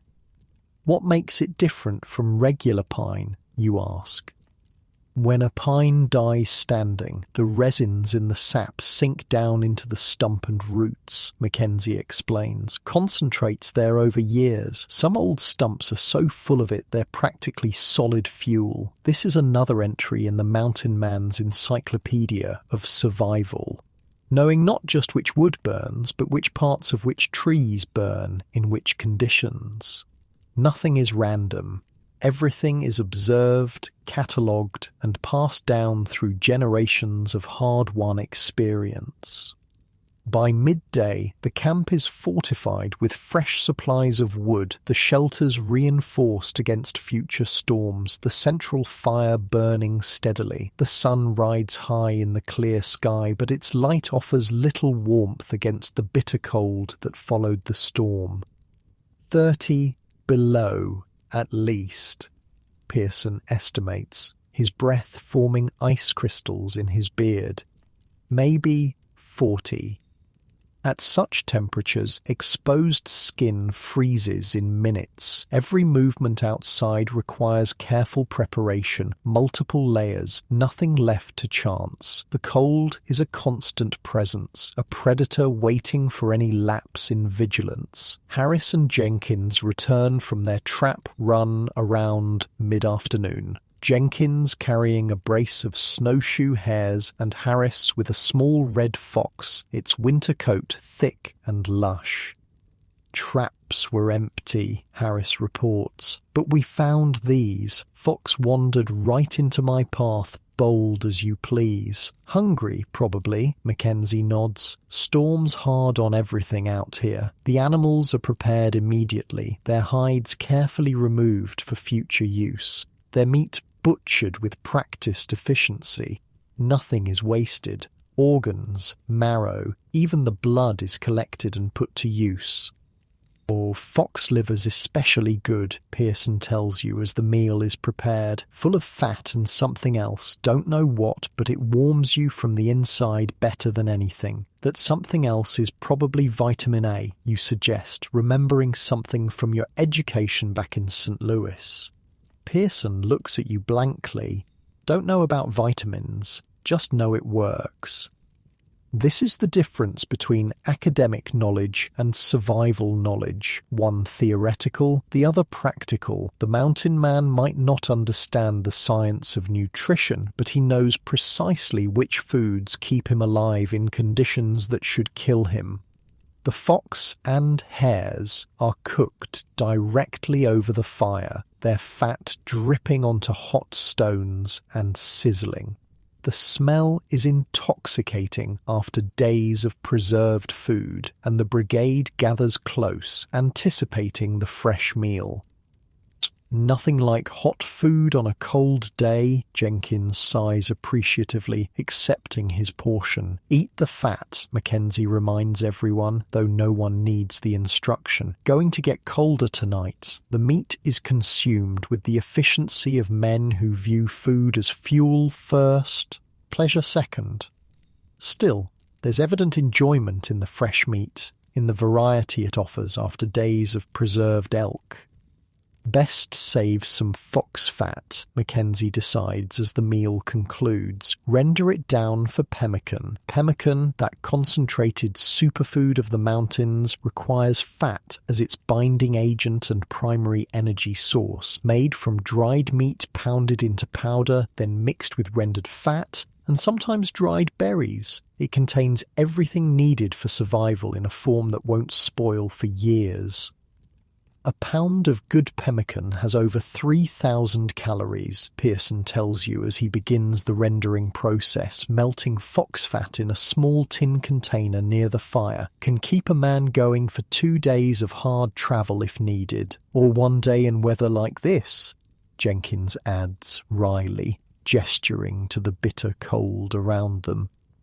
The reliance on fat shapes not just the mountain man's diet, but his entire approach to hunting and trapping. He doesn't just hunt for meat, he hunts for fat, with a specific focus on animals and seasons that provide the most concentrated energy source. Bears best right before hibernation, Mackenzie explains, as the fox fat renders slowly, filling the air with a rich, slightly wild smell. Walking treasure of calories. 6 inches of fat all over its body sometimes.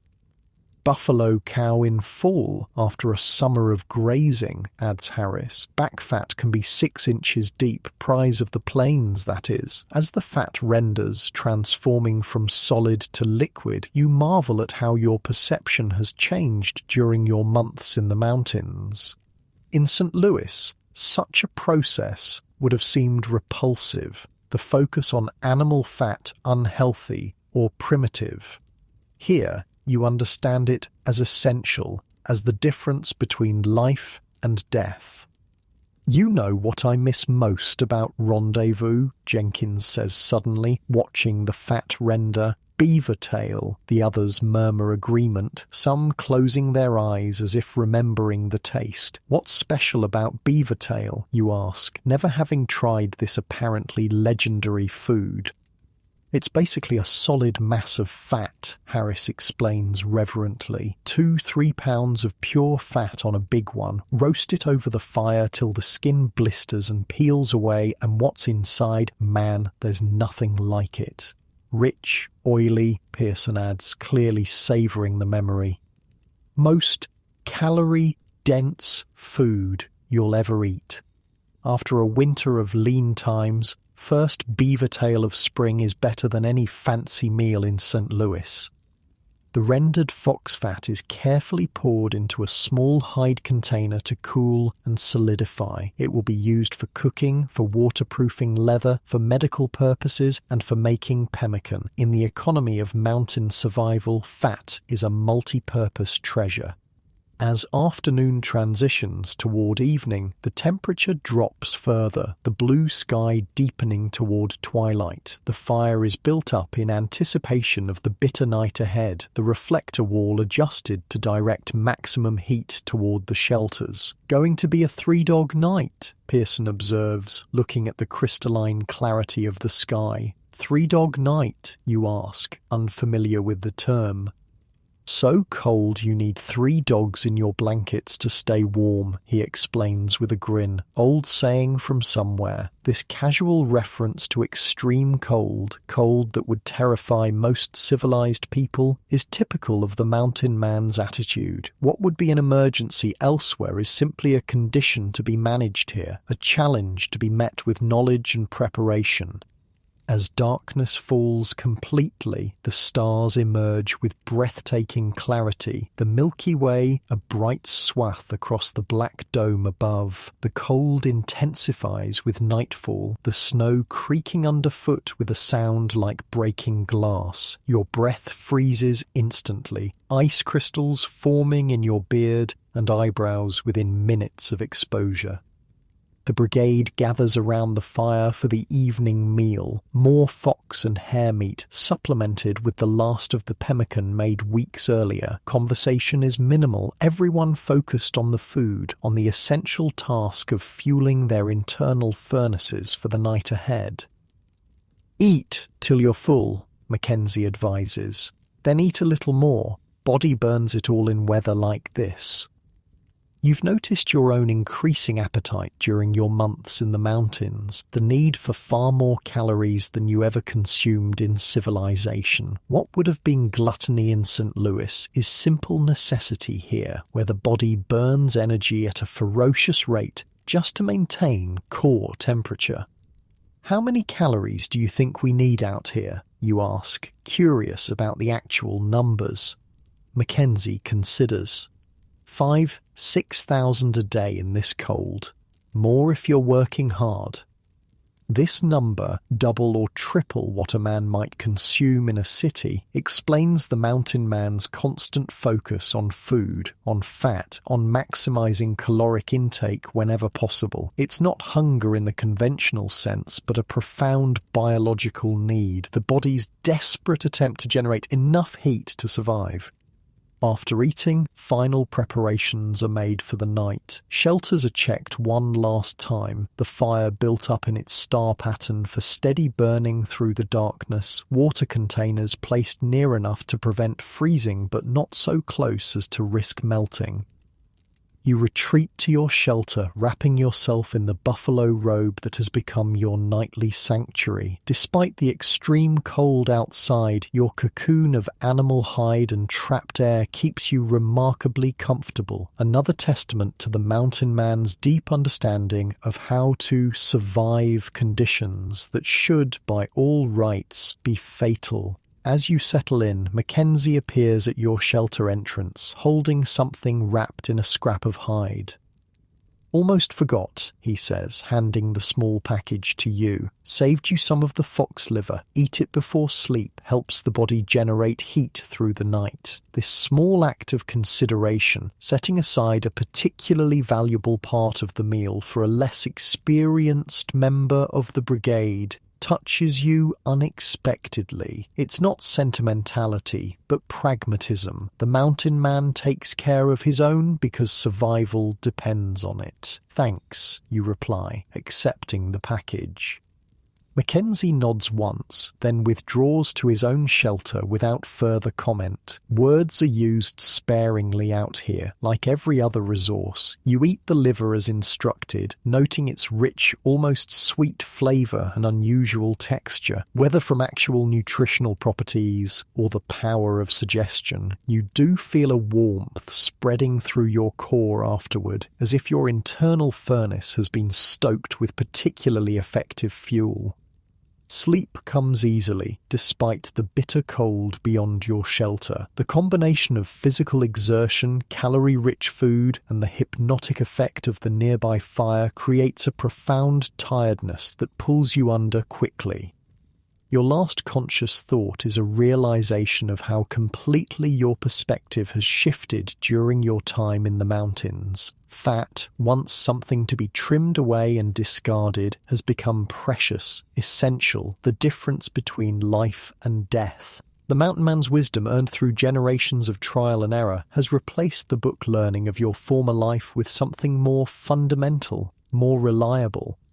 In your warm cocoon of buffalo hide, with fox liver fueling your internal furnace, you've achieved what the mountain man values above all else. Another day of survival in a land where nothing is guaranteed, where every sunrise is a victory against conditions designed to kill.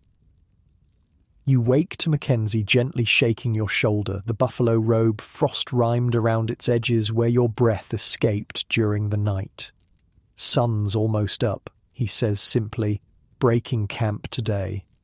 The decision to move isn't a surprise. You've been in this location for nearly a week, first by choice and then forced by the storm. Game is getting scarce in the immediate area, and the brigade needs to find new trapping grounds as the weather allows. Outside your shelter, the world remains transformed by cold. The thermometer hanging from Mackenzie's pack shows 38 below zero, so cold that spit freezes before it hits the ground, so cold that the snow squeaks like crushed glass underfoot. Yet despite these conditions, the brigade functions with practiced efficiency, preparing for a day of travel through deep snow.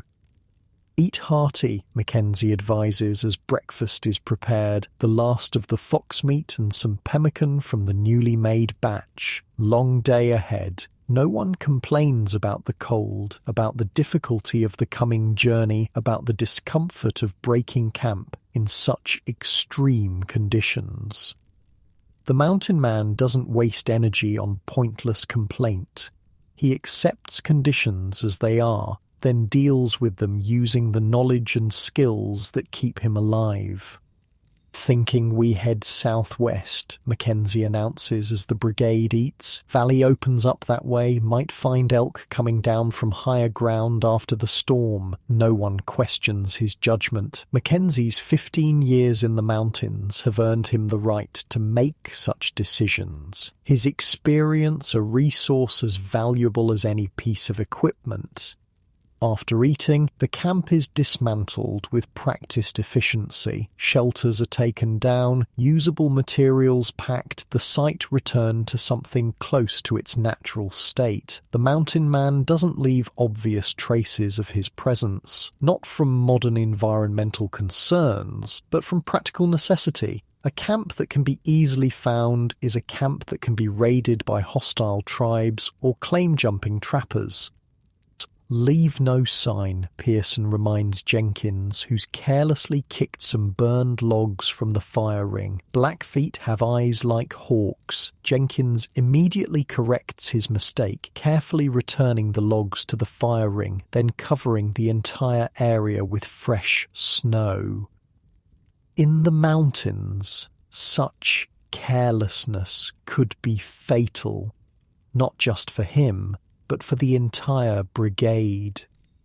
Snowshoes are essential for travel in the deep powder left by the storm. Each man carries a pair, handmade from bent ash wood with rawhide webbing attached to moccasins with leather thongs. Without them, each step would mean plunging thigh-deep into snow, exhausting and potentially deadly when energy conservation is crucial to survival. The horses are brought in from their sheltered hollow, each one carefully checked before being loaded with the brigade's gear. These aren't the sleek thoroughbreds of civilized stables, but tough mountain ponies, smaller, shaggier, adapted to survive on minimal forage in harsh conditions. Storm was hard on them, Harris observes, running his hand along one pony's ribs, getting thin. They'll manage, Mackenzie replies, though his tone suggests concern. Without horses, the brigade would be severely limited, unable to carry traps, supplies, and furs in quantities that make their enterprise viable. By mid-morning, the camp is packed and loaded. All traces of human presence erased except for the compressed snow that will soon be covered by fresh fall. Mackenzie studies the terrain, the sky, the subtle signs that inform his route choice. Southwest it is, he confirms. Jenkins, you break trail. Breaking trail is exhausting work, requiring the lead man to push through untouched snow, creating a packed path for those who follow. It's a responsibility that rotates among the brigade, no one expected to bear it for too long. The brigade moves out in single file, each man following in the footsteps of the one before, the horses bringing up the rear led by Harris. Progress is slow, deliberate, every movement calculated to conserve energy while covering ground. You find yourself in the middle of the line, watching Jenkins ahead as he pushes through the deep snow, his movements becoming more laboured with each passing minute. Breaking trail is grueling work, especially in powder this deep. After 30 minutes, Mackenzie calls a halt. My turn, he tells Jenkins, who gratefully falls back in the line, breathing hard from the exertion. This is the mountain man's approach to challenging tasks, sharing the burden, rotating responsibilities, ensuring no one reaches exhaustion. It's not kindness, but pragmatism. A man pushed beyond his limits becomes a liability to the entire group. As the brigade moves through the pristine winter landscape, you're struck by the profound silence. No bird calls, no insect sounds, no rustling of leaves, just the squeak of snow under snowshoes and the occasional snort from one of the ponies. It's a silence so complete it seems to have physical presence, a void that swallows all sound. Beautiful, isn't it? Pearson says quietly, noticing your attention to the surroundings. Worth all the hardship just to see this. He's right. Despite the brutal cold, despite the physical challenges, there's an undeniable majesty to this landscape. Snow-laden pines stretching to the horizon, distant mountain peaks catching the morning sun, the play of light and shadow across untouched snowfields. It's a beauty few civilized eyes will ever witness, a reward reserved for those willing to risk everything to be here. Mackenzie calls another halt after an hour, this time to check bearings and assess conditions. No one speaks unnecessarily. Conversation requires energy, and energy is precious in the cold. Words are used sparingly, like every other resource. Creek should be about 2 miles ahead, Mackenzie says, consulting his mental map of the territory. Good beaver habitat in spring. Might find elk nearby now. There are no physical maps, no compasses, no GPS units. The mountain man navigates by intimate knowledge of terrain, by landmarks, by the sun's position, by the subtle characteristics of drainages and ridgelines. It's a knowledge impossible to reduce to paper, dependent on years of observation and experience. The journey continues, Harris now breaking trail while Mackenzie falls back to check on the horses. The cold remains intense, but physical exertion generates enough heat to maintain comfort as long as layers are managed properly. Too warm, too wet, too dead, Pearson recites when he notices you opening your capote slightly to vent excess heat. The trapper's warning. You nod, understanding. Overheating leads to sweating, which leads to wet clothing, which leads to dangerous heat loss when activity slows. Better to be slightly cool while moving than to risk damping insulating layers with sweat. By early afternoon, the brigade reaches the creek Mackenzie mentioned, now just a snow-covered depression in the landscape, its water frozen beneath thick ice. The surrounding area shows promising signs, tracks of elk and deer in the snow, stands of aspen partly browsed by ungulates. This'll do, Mackenzie decides, surveying the location. Good water source when it thaws, shelter from north wind, game in the area. The process of establishing a new camp begins immediately, roles assigned without discussion, each man knowing his responsibilities from long practice. Harris cares for the horses, finding them a sheltered area with access to browse. Jenkins clears snow for the main camp. Pearson begins gathering firewood. You and Mackenzie scout the immediate surroundings, looking for game signs and potential hazards. Always know what's around you, Mackenzie advises as you move through the trees near the creek bed, where game trails run, where predators might den, where wood's available, where the best shelter is. This constant assessment, this reading of the landscape as if it were a text written in snow, bark and broken twigs, is fundamental to mountain survival. Nothing is random. Everything is observed, analysed, incorporated into the ongoing calculus of staying alive. Wolf tracks, you note, pointing to clear prints in the snow near the creek bank. Big ones. Mackenzie examines the tracks, his expression thoughtful. Pack moved through yesterday, heading east, probably following those elk we saw signs of. Problem, you ask, knowing wolves can be both competitors for game and potential threats. Just something to be aware of, he replies. Wolves generally avoid men unless they're starving, but in deep winter, everything's hungry.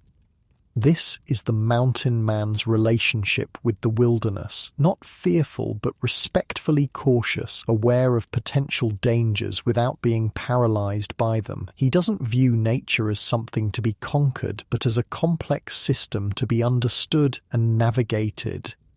By the time you return to the main campsite, significant progress has been made. Jenkins has cleared a large area down to bare earth, Pearson has accumulated an impressive pile of firewood, and Harris has established a corral of sorts for the horses using rope and natural barriers. "Looks good," Mackenzie approves. "Let's get a fire going before we lose the light." The fire-making ritual begins again, the careful preparation of tinder, the striking of flint against steel, the patient nurturing of tiny flame into sustainable heat. Despite having witnessed this process countless times now, you still find something mesmerizing in the birth of fire from nothing but skill and simple tools. As the flames establish themselves, shelter construction begins. Unlike the previous camp, where you stayed long enough to build more substantial lean-tos, this will be simpler accommodation, what mountain men call half-shelters, designed for shorter stays while trapping an area. 3, maybe 4 days here, Mackenzie estimates as he helps you set up your shelter. Then we move again, following game and finding new beaver habitat for spring. This is the rhythm of mountain life, periods of movement interspersed with brief stays, always following resources, always adapting to conditions. There is no permanent settlement, no fixed abode, only the continuous flow of survival in harmony with the environment's offerings. By evening, the new camp is functional, if not comfortable. Shelters are established, fire is burning steadily, a small cache of food is protected from predators, and the horses are settled in their makeshift corral. The sun sets early in the winter mountains, the brief daylight hours precious for necessary work. Dinner is pemmican supplemented with pine bark tea, not for flavour, but for the vitamin C that prevents scurvy, another piece of knowledge passed down through generations of mountain experience. Modern nutritional science might explain why it works, but the mountain men knew it worked long before understanding the biochemistry. "Saw some beaver sign by the creek," Harris reports as the brigade gathers around the fire. "Old cuttings, good spot when the ice goes out." "That's why we're here," Mackenzie nods with satisfaction. "Should be prime trapping come spring thaw. Till then, we live off the land and wait." This patience, this willingness to endure the harsh winter months in preparation for spring trapping is characteristic of the mountain man's mindset. He thinks in seasons, in cycles, understanding that success requires alignment with natural rhythms rather than resistance to them. "Tell that story about the Crow winter camp," Jenkins suggests to Pearson, settling back with his tin cup of pine bark tea. "The one with the grizzly." Pearson grins, his weathered face creasing into well-worn smile lines in the firelight. "Which time? Seems like every winter I spent with the Crow had a grizzly story." "The one where it came right into the lodge," Jenkins clarifies. Pearson nods, remembering. "Winter of 26, I think it was. I was living with a band of mountain crow, married to the chief's niece at the time." He pauses, looking momentarily wistful. "Good woman, made the best moccasins I ever wore." The others wait patiently. The mountain man's storytelling has its own rhythm, not to be rushed. Anyway, we were camped up near the Bighorn River. Deep snow that year, game getting scarce. Middle of the night, I'm sound asleep in our lodge when I hear this snuffling outside. Thought it was someone's dog at first, but it was too loud, too heavy. Pearson takes a sip of tea, drawing out the moment.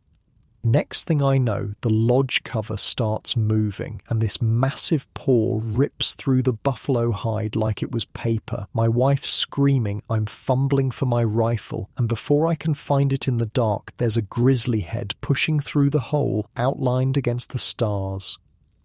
The brigade listens intently, even those who've heard the story before. In the isolation of the wilderness, such tales are precious entertainment as well as valuable lessons. "What did you do?" you ask, genuinely curious. "Only thing I could do," Pearson shrugs, grabbed a burning stick from the fire and jabbed it right in the bear's face. Bear let out a roar you could hear clear to Mexico, then backed out quick as it came in. "Lucky," comments Harris. "Damn lucky," Pearson agrees. But that's not the end of it. Bear circled the camp all night, trying to get into other lodges. Come morning, the Crow Chief organised a hunting party, tracked that bear 5 miles through deep snow before bringing it down, took 6 men and 12 shots. "And?" Jenkins prompts, knowing there's more. "And that bear was starving," Pearson finishes soberly. "Nothing but skin and bones under all that fur. That's what hunger does in winter. Makes everything, even the biggest predators, desperate." The story hangs in the air, a reminder of the precarious balance of winter survival, not just for men, but for all creatures. In the mountain man's worldview, there's no judgment of the bear, no sense that it was wrong or evil for trying to find food. There's only recognition of shared struggle against common adversary, the cold. "Like I always say," Mackenzie observes, stoking the fire, "out here everything's trying to stay alive, same as us. Can't blame a creature for doing what it needs to." This perspective, this lack of anthropomorphic projection onto nature, is fundamental to the mountain man's mindset. He doesn't see the wilderness as malevolent or benevolent, merely as indifferent, operating according to its own logic and rhythms. His survival depends not on conquering this system, but on understanding it deeply enough to work within its parameters. "My father was a merchant," you find yourself saying, the firelight and shared stories creating an unusual openness. Thought nature was something to be tamed, to be owned. Used to say civilization was man's victory over wilderness. The others listen, curious about this glimpse into your past life. "What do you think now?" Pearson asks after a moment. You consider the question seriously. "I think he was wrong. This isn't something you can defeat. You can only learn to live with it on its terms." Mackenzie nods approval. "That's the difference between men who survive out here and men who don't. Some come thinking they'll conquer the mountains. Mountains always win those fights." This humility, this recognition of human limitations against the vastness of natural forces, isn't weakness, but wisdom. The mountain man's strength comes not from domination, but from adaptation, from the hard-earned knowledge that allows him to exist in harmony with conditions that should, by all rights, kill him. As night deepens, the conversation dwindles, each man drawn into his own thoughts by the hypnotic dance of flames. The fire is built up for the night, the star pattern that allows for slow, steady burning without constant attention. Watches are assigned, 4 hours each rotating through the night, a necessary precaution against both predators and the treacherous cold that can steal life from the unwary. You take first watch, sitting wrapped in your buffalo robe near the fire, rifle across your knees. The others retreat to their shelters, the sounds of their movement gradually replaced by the deep breathing of sleep. Alone in the firelight, surrounded by the vastness of the winter mountains, you reflect on the journey that brought you here, not just the physical miles from St. Louis, but the mental distance travelled. The young store clerk who set out seeking adventure and fortune in beaver pelts has been replaced by someone different, someone shaped by hard experience and the wisdom of men like Mackenzie and Pearson. Will the ship's orchestra play, do you think? You ask. They're quite good. I believe so, Mr. Bishop confirms, though I heard one of the musicians complaining that their sheet music for the latest ragtime pieces hasn't arrived. Apparently it was supposed to be aboard, but got misplaced in Southampton. Perhaps they could play some of Scott Joplin's older pieces, Maggie suggests. I wouldn't mind hearing The Entertainer again. As if on cue, the cafe's small trio begins playing a recognizable ragtime melody. Several heads turn in appreciation, and a few couples in the corner begin to sway slightly in their seats. If they're playing dance music, we should be dancing, Guggenheim declares, rising suddenly. Madame Aubar, would you do me the honor? He leads his companion to a small open space near the musicians where they begin to dance despite the limited room. Their movements are elegant and practiced, suggesting long familiarity with each other's rhythms. Other couples follow suit, creating an impromptu dance floor in the cafe. Harry Widener leads his wife to join them, while Mr. Bishop looks momentarily torn before offering his hand to Maggie, who accepts with an amused smile. You don't mind? He asks you, suddenly concerned about leaving you alone at the table. Not at all, you assure him. I'm happy to watch. Left temporarily alone, you sip your champagne and observe the scene with contentment. There's something magical about this unexpected moment of spontaneous joy. Elegant couples dancing in a faux Parisian cafe in the middle of the Atlantic, the ship's gentle movement adding a subtle counterpoint to their steps. The dancing continues for several songs, eventually drawing in nearly everyone from Guggenheim's party. You're about to accept an invitation from a gentleman at a neighbouring table when Giglio, who has also remained seated, leans toward you. May I point something out without seeming impertinent? He asks quietly. Intrigued, you nod.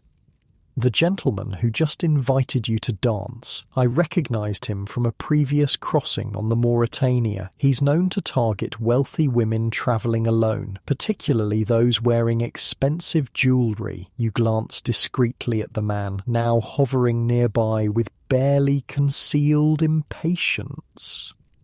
His attire is impeccable, his manner refined, but something in his eyes, a calculating quality you hadn't noticed before, suddenly seems apparent. I see, you murmur. Thank you for the warning. My apologies if I've overstepped, Giglio says, withdrawing slightly. Not at all. I appreciate your concern. When the gentleman approaches again, you decline his invitation with a polite excuse about a developing headache. His smile remains fixed, but his eyes flash with momentary annoyance before he moves on to another prospective partner.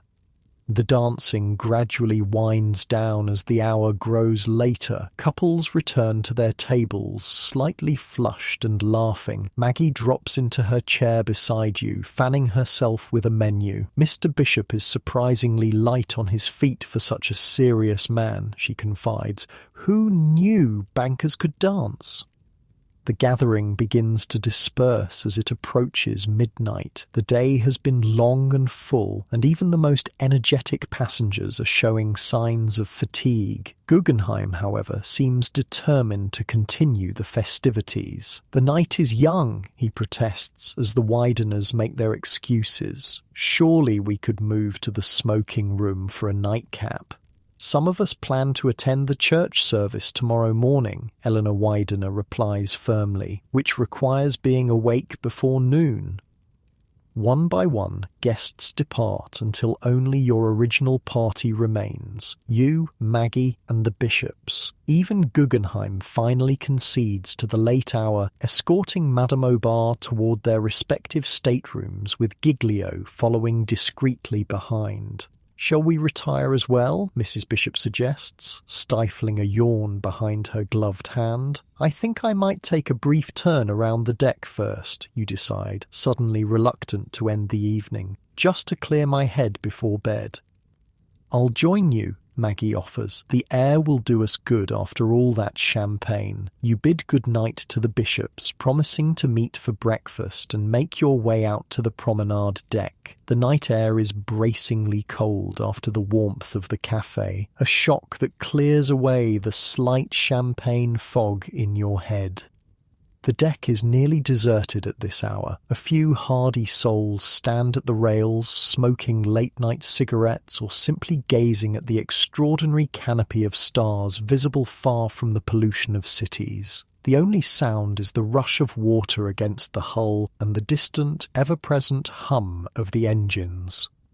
You and Maggie find a relatively sheltered spot near a lifeboat where the wind is less biting. Looking up, you're struck speechless by the celestial display. Thousands of stars scattered across the velvet blackness, the Milky Way a brilliant smear of light overhead.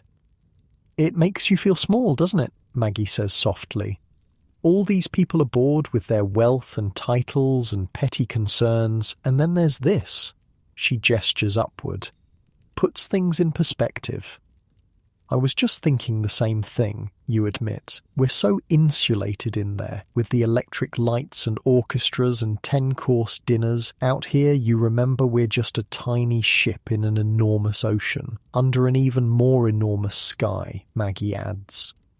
You stand in companionable silence for several minutes, each lost in private contemplation. The ship's steady progress creates a perpetual breeze carrying the clean scent of open ocean. Despite the chill, there's something profoundly peaceful about this moment, a rare stillness in the midst of the voyage's constant social whirl. "I think I'll stay out a bit longer," Maggie eventually says. "Don't feel obliged to wait with me. Are you sure? It's getting quite cold." She smiles. "I'm tougher than I look. Besides, we don't get stars like this in Denver. Too much smoke from the smelters. I want to savor it while I can." You squeeze her hand in understanding before taking your leave. The walk back to your stateroom is a solitary journey through the ship's quieting spaces. Most passengers have retired, leaving the corridors and public rooms eerily empty compared to their daytime bustle. The grand staircase, normally teeming with ascending and descending figures, stands in majestic silence. Your footsteps echo slightly on the marble floor as you descend toward B deck, the ornate clock on the landing showing nearly 1 a.m. In your stateroom, Emily has long since gone to bed, leaving a small lamp burning and your nightclothes laid out. The cabin is pleasantly warm thanks to the electric heater, creating a cocoon of comfort against the Atlantic night. The process of undressing without assistance is challenging, evening gowns of the era not being designed for independent removal, but you manage through long practice of travelling without a lady's maid. Hooks are unfastened, pins removed from your hair, jewels carefully stored away. Freed from the constraints of corset and formal attire, you perform your nighttime ablutions at the marble-topped washstand. The face in the mirror looks different from the one that greeted the morning, slightly flushed from champagne and fresh air, eyes bright with the day's experiences, hair tumbling loose around your shoulders. You slip between the crisp linen sheets with a sigh of pure contentment. The subtle vibration of the engines creates a soothing background hum, while the gentle rocking of the ship provides a cradle-like motion that's deeply relaxing. As you drift towards sleep, images from the day float through your mind. The electric camel in the gymnasium, the Turkish bath's exotic tiles, Guggenheim dancing with Madame Obar, stars scattered across the Atlantic night, all part of this extraordinary floating world that carries you steadily westward toward New York. Tomorrow will bring Sunday services in the morning, perhaps more deck games if weather permits, another progression of elaborate meals, and the promised dance in the evening. Each day aboard Titanic offers new experiences, new acquaintances, new pleasures. But for now, there is only the comfortable embrace of your bed, the rhythmic pulse of the ship's engines, and the knowledge that while you sleep, Titanic continues her stately progress across the vast, dark Atlantic. Your last conscious thought before sleep claims you is how fortunate you are to be experiencing the maiden voyage of this magnificent vessel, surely the most luxurious and modern ship ever to sail the seas. You dream of endless corridors and rooms that shift and change as you move through them, the surreal geography of shipboard life translating into dreamscape. In your dream, you're searching for something important, moving from the Turkish bath to the gymnasium to the grand staircase, always just missing whatever it is you seek. A gentle knock at your door pulls you from sleep. For a moment, you're disoriented, the subtle movement beneath you unfamiliar until memory returns. You're aboard the Titanic in your stateroom on B deck. "Good morning, madam," Emily says quietly, entering with your morning tea. "I've brought extra hot water today, it's quite cold out." You sit up, accepting the steaming cup gratefully. Outside your porthole, the sky is the deep blue of early morning, not yet touched by sunrise. The ship seems particularly quiet. Even the ever-present engine vibration feels muted somehow. "What time is it?" you ask, sipping the perfectly brewed tea. "Just after 5, madam. You asked to be wakened early if you recall." You had indeed made the request, though in your sleep-fogged state you'd momentarily forgotten. Last evening, as you drifted off to sleep, an idea had formed. To experience a sunrise at sea, something you'd heard was spectacular but had never witnessed on previous Atlantic crossings. "Thank you, Emily. The blue walking suit today, I think, and my heaviest coat." "Very good, madam. I've already laid them out, and I've included your wool scarf and gloves. The steward says it's below freezing on deck." You dress quickly, eager to be outside before the first light breaks. The ship is eerily silent as you make your way through the corridors and up the grand staircase. At this hour, even the most diligent stewards are scarce, and fellow passengers are still wrapped in dreams behind closed doors.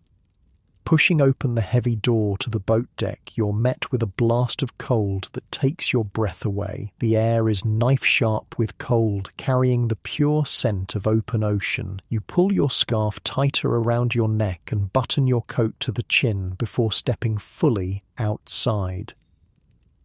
The deck is completely deserted save for a solitary officer on watch pacing slowly near the bridge. He nods politely as you emerge but doesn't approach, respectful of your evident desire for solitude. You find a spot at the port rail facing east where the faintest lightening of the sky suggests the coming dawn. The horizon is still indistinguishable, sea and sky merging in a uniform darkness. Above, a few stubborn stars remain visible, though most have already faded into the brightening sky. The cold is intense but clarifying, chasing away the last cobwebs of sleep. Your breath forms small clouds that are immediately whipped away by the wind. Beneath your gloved hands, the rail is ice cold even through the wool. Time passes in peaceful solitude as you watch the eastern sky slowly transform. First comes a barely perceptible lightening along the horizon, then a faint band of palest gold. The transition is so gradual that it's impossible to pinpoint when night truly becomes dawn. But eventually, the dark water begins to differentiate itself from the sky, the horizon appearing as a sharp line between the two. As light grows stronger, the sea reveals itself in all its morning glory, not the sparkling blue of afternoon, but a deep, steely grey with occasional flashes of silver where waves catch the strengthening light. The vastness of it strikes you anew, this endless expanse of water stretching to every horizon crossed by your single vessel. The sun itself, when it finally appears, emerges with surprising swiftness once its upper edge breaches the horizon. A sliver of blazing gold becomes a semicircle, then a full disk that seems to leap free of the sea, too brilliant to look at directly. Its light catches the higher clouds, painting them in shades of pink and amber that reflect delicately on the water below. Magnificent, isn't it? Says a quiet voice beside you. You turn, startled from your reverie, to find Thomas Andrews, the ship's designer, standing nearby, hands clasped behind his back as he gazes at the sunrise. "I didn't hear you approach," you admit. "Yes, it's breathtaking. I try to catch at least one sunrise during every crossing," he says. "It reminds me how small we really are, despite all our grand engineering. That sun has risen over empty ocean at this exact spot for millennia. We're just passing through." There's something poetic in his observation that seems at odds with his reputation as a practical shipbuilder. You study his profile, noting the mixture of pride and humility in his expression as he looks out over the ship, his creation silhouetted against the dawn sky. "Do you ever get used to it?" you ask. "The knowledge that you designed something so immense?" He considers the question thoughtfully. "No, I don't believe I do. Every time I step aboard, there's a moment of disbelief. All those drawings and calculations, all those meetings and arguments over details, and here she is carrying over 2,000 souls across the Atlantic." He gestures toward the ship stretching before and behind you. "There are over 3 million rivets holding her together. Did you know that? 3 million. And I worry about every one of them." "Surely you don't need to worry. Everything seems perfect." "That's kind of you to say." His smile is gentle. "But no ship is perfect. This one's closer than most, but I keep a notebook of things I want to improve for her sister ship, the Britannic. Already have 15 pages of notes." "Such as?" "Small things, mostly. The private promenade decks on B deck have proven very popular. I'd include more of those. Some of the first-class cabins are too small. The Turkish bath cooling room has no natural light. I'd change that. And of course, more lifeboats." "More?" you ask, glancing at the row of boats secured along the deck. "There seem to be quite a few already." "Not enough," he says quietly. "Not nearly enough, but I was overruled on that point. Said they'd make the boat deck look cluttered." A shadow crosses his face. Form over function, the eternal battle in design. He seems about to say more when a steward approaches, looking apologetic for interrupting. "Pardon me, Mr. Andrews. You're wanted in the engine room. Chief engineer says there's something you should see with the starboard propeller shaft." Andrews sighs, then nods. "Duty calls. Enjoy the rest of the sunrise, madam, and the voyage." He departs with the steward, leaving you alone once more with the strengthening dawn. The sky is fully light now, though the sun remains low on the horizon, casting long shadows across the deck. The sea has transformed from grey to a deep, translucent blue that seems to hold the morning light within its depths. More of the crew have appeared, going about their morning duties, checking equipment, coiling ropes, polishing brass fixtures already gleaming from yesterday's attention. They work with quiet efficiency, their movements practiced and sure despite the ship's gentle rolling. The cold has seeped deeply into your bones despite your heavy coat and gloves. With a last look at the open ocean, somehow more impressive in the clarity of morning light than in the romantic glow of sunset, you turn back toward the interior of the ship. The contrast between the sharp cold of the deck and the warm, still air inside is momentarily dizzying. You pause in the doorway, allowing your body to adjust to the sudden change. The grand staircase is still quiet, though you can hear distant sounds of activity as the ship begins to wake. Steward's footsteps, the clatter of dishes being prepared for breakfast, the muffled voices of crew members going about their duties.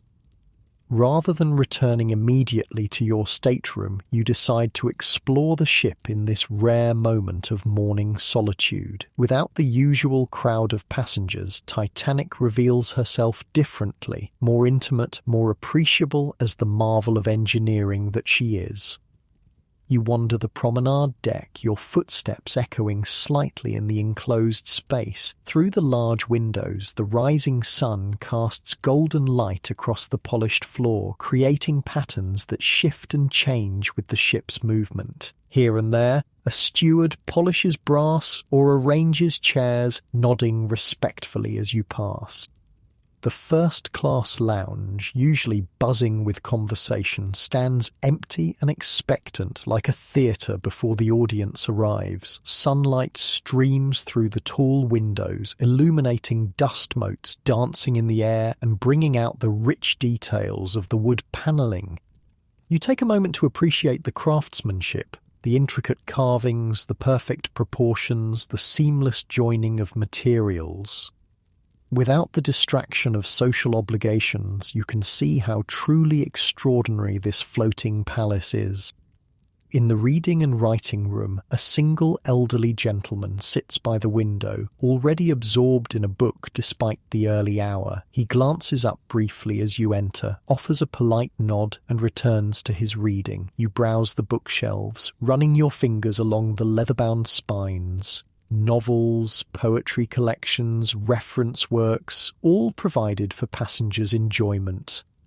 Gradually, the ship comes more fully to life around you. More passengers appear, early risers heading for breakfast or morning constitutionals. The subtle shift from night stillness to day's activity happens so incrementally that it's impossible to pinpoint when one becomes the other, much like the dawn itself. By 7:30, when you return to your stateroom to properly prepare for the day, Titanic has fully awakened. The corridors bustle with stewards delivering morning tea and breakfast trays, passengers emerging for early walks, the ship's daily rhythm reasserting itself after the quiet of night.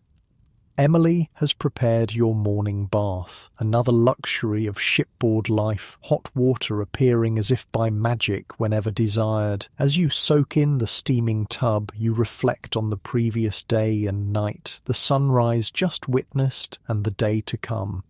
Sunday aboard Titanic promises its own distinct character. Church services will be held in the dining saloon, transformed temporarily into a chapel with the captain himself often reading the lesson. The day's activities tend toward the gentler and more sedate. Reading, writing letters, quiet conversation.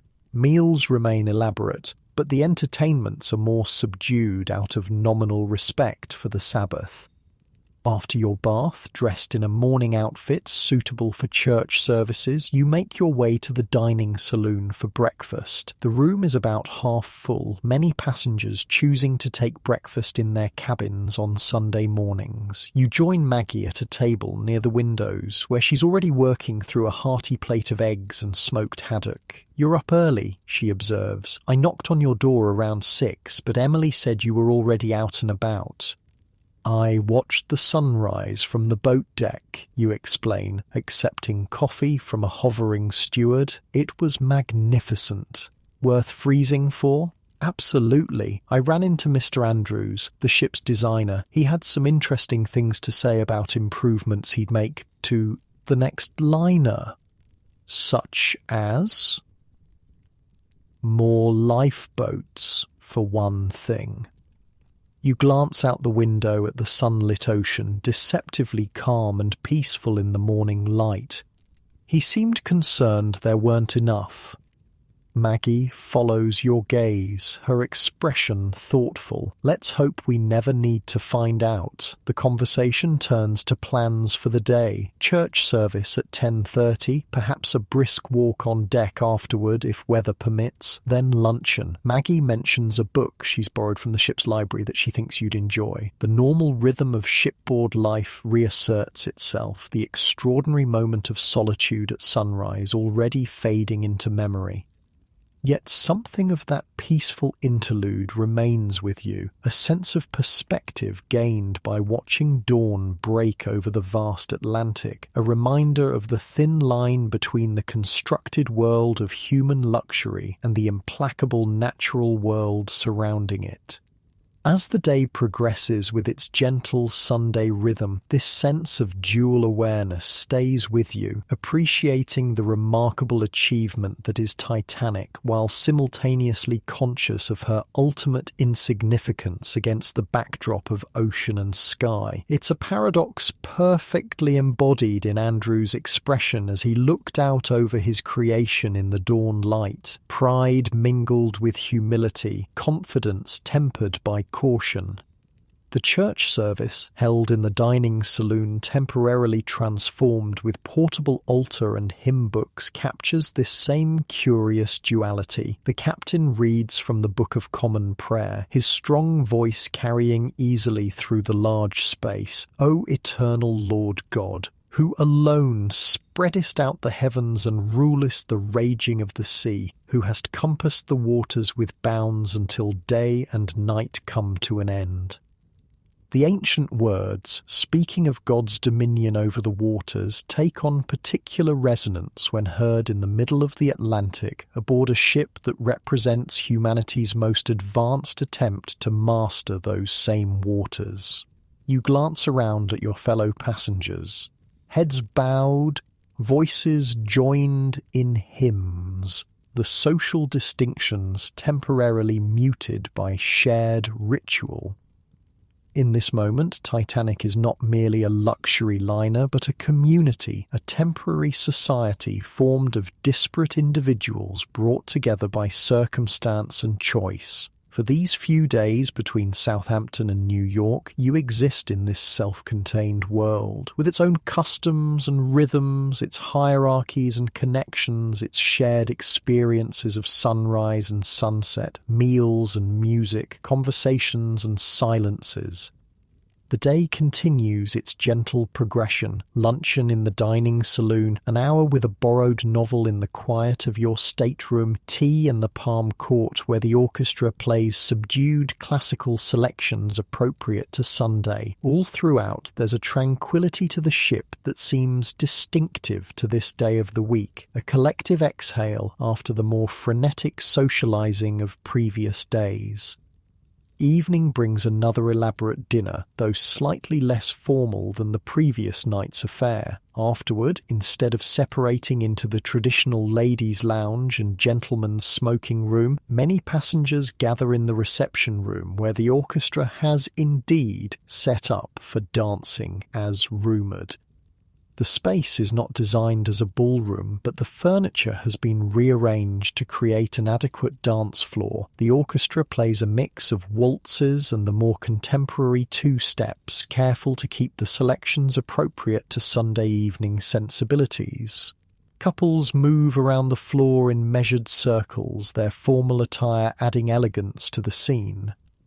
You dance with several partners. Mr. Bishop, a gentleman from the captain's table whose name you can't quite recall, even Thomas Andrews, who proves surprisingly graceful despite his engineer's practicality. Between dances, you converse with new acquaintances and established friends. The temporary intimacy of shipboard life making it difficult to distinguish between the two. The evening winds down earlier than the previous night, whether due to Sunday propriety or simple fatigue from the accumulation of days at sea. By 11, the reception room has largely emptied, passengers drifting away to their staterooms or for final nightcaps in the smoking room. You find yourself once again drawn to the boat deck, though this time you're not alone. Maggie accompanies you, both of you wrapped in warm coats against the night chill. "I wanted to see the stars once more," she explains as you find a sheltered spot near the officers' quarters. "Tomorrow night might be cloudy, and the night after will be too close to New York, too much light pollution." You look up at the vast canopy of stars, impossibly bright and numerous away from land. The Milky Way stretches across the sky like spilled silver, while familiar constellations appear somehow different, clearer, more defined in the pure air. "Do you ever think about how small we are?" you ask, echoing Andrew's earlier sentiment. All of this luxury, all of our concerns and conversations, and then there's this. You gesture toward the star-filled sky and dark ocean surrounding you. "All the time," Maggie replies, quietly. "That's why I try not to take anything too seriously. We're just specks when you really think about it. Might as well enjoy the ride." You stand together in companionable silence, the only sounds the rush of wind, the distant thrum of engines, and the soft splash of waves against the hull far below. Despite the cold, there's something profoundly peaceful about this moment, suspended between sky and sea, between the old world left behind and the new world ahead, between the social person you present by day and the quieter self that emerges in such moments of solitude. "I should turn in," Maggie eventually says, stifling a yawn. "Church service this morning, dancing tonight. I'm not as young as I pretend to be." You smile at her self-deprecation. "I think I'll stay just a bit longer." Left alone, you take a final few minutes to absorb the night, the cold air filling your lungs, the starlight reflecting off the dark water, the solid deck beneath your feet contradicting the knowledge that you're moving steadily across an abyss of ocean.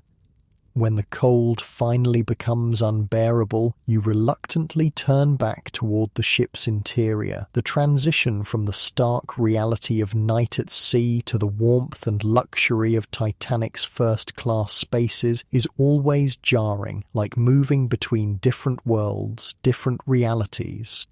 In your stateroom, Emily has turned down your bed and left a small pot of hot chocolate keeping warm on the electric heater. The thoughtful gesture brings a smile to your face, one of countless small comforts that define the first-class experience aboard Titanic. After preparing for bed, you slip between the sheets, their crisp coolness quickly warming to body temperature. The chocolate, rich and sweet, creates a spreading warmth from within that complements the external comfort of your surroundings. As drowsiness begins to claim you, your mind drifts through the day's images. Sunrise over the Atlantic, the captain reading prayers, couples waltzing in the reception room, stars scattered across the night sky. The gentle motion of the ship beneath you becomes part of your drifting consciousness, rocking you towards sleep like a child's cradle. In these last moments before dreams take over, you experience a profound contentment, not just with the luxury surrounding you, but with the extraordinary privilege of this journey itself, to cross between worlds in such comfort, to witness ocean and sky in their countless moods, to exist temporarily in this floating society with its curious mixture of formality and intimacy. Whatever awaits in New York, whatever futures unfold beyond this voyage, this moment aboard Titanic remains perfect in its transience, a brief, shining interlude suspended between continents, between elements, between states of being. Your thoughts grow increasingly diffuse as sleep approaches, the boundaries between consciousness and dreams blurring like the horizon at dusk. The last sensation you register is the subtle vibration of the engines carrying you steadily westward through the night. And as you drift into dreams, cushioned in warmth and comfort, while Titanic steams onward across the vast Atlantic, there's no way you could know that in just a few short nights, this world of luxury and certainty will encounter its own dawn reckoning with the implacable forces of nature, the same forces that painted this morning's sunrise and scattered tonight's stars across the endless sky. For now, there is only peaceful sleep, gentle motion, and the promise of another day aboard the most magnificent vessel ever built. The greatest ocean liner in history carries you through the night, her lights blazing against the darkness, her course set confidently toward a future no one aboard can possibly foresee. Sleep now, wrapped in the warm cocoon of your bed, as the rhythmic motion of the ship gently rocks you deeper into dreams. Let the soft hum of distant engines become the soundtrack to your rest. Tomorrow is another day aboard Titanic, full of new experiences and pleasures, but for now there is only this perfect moment of peace suspended between worlds on the dark, star-lit Atlantic.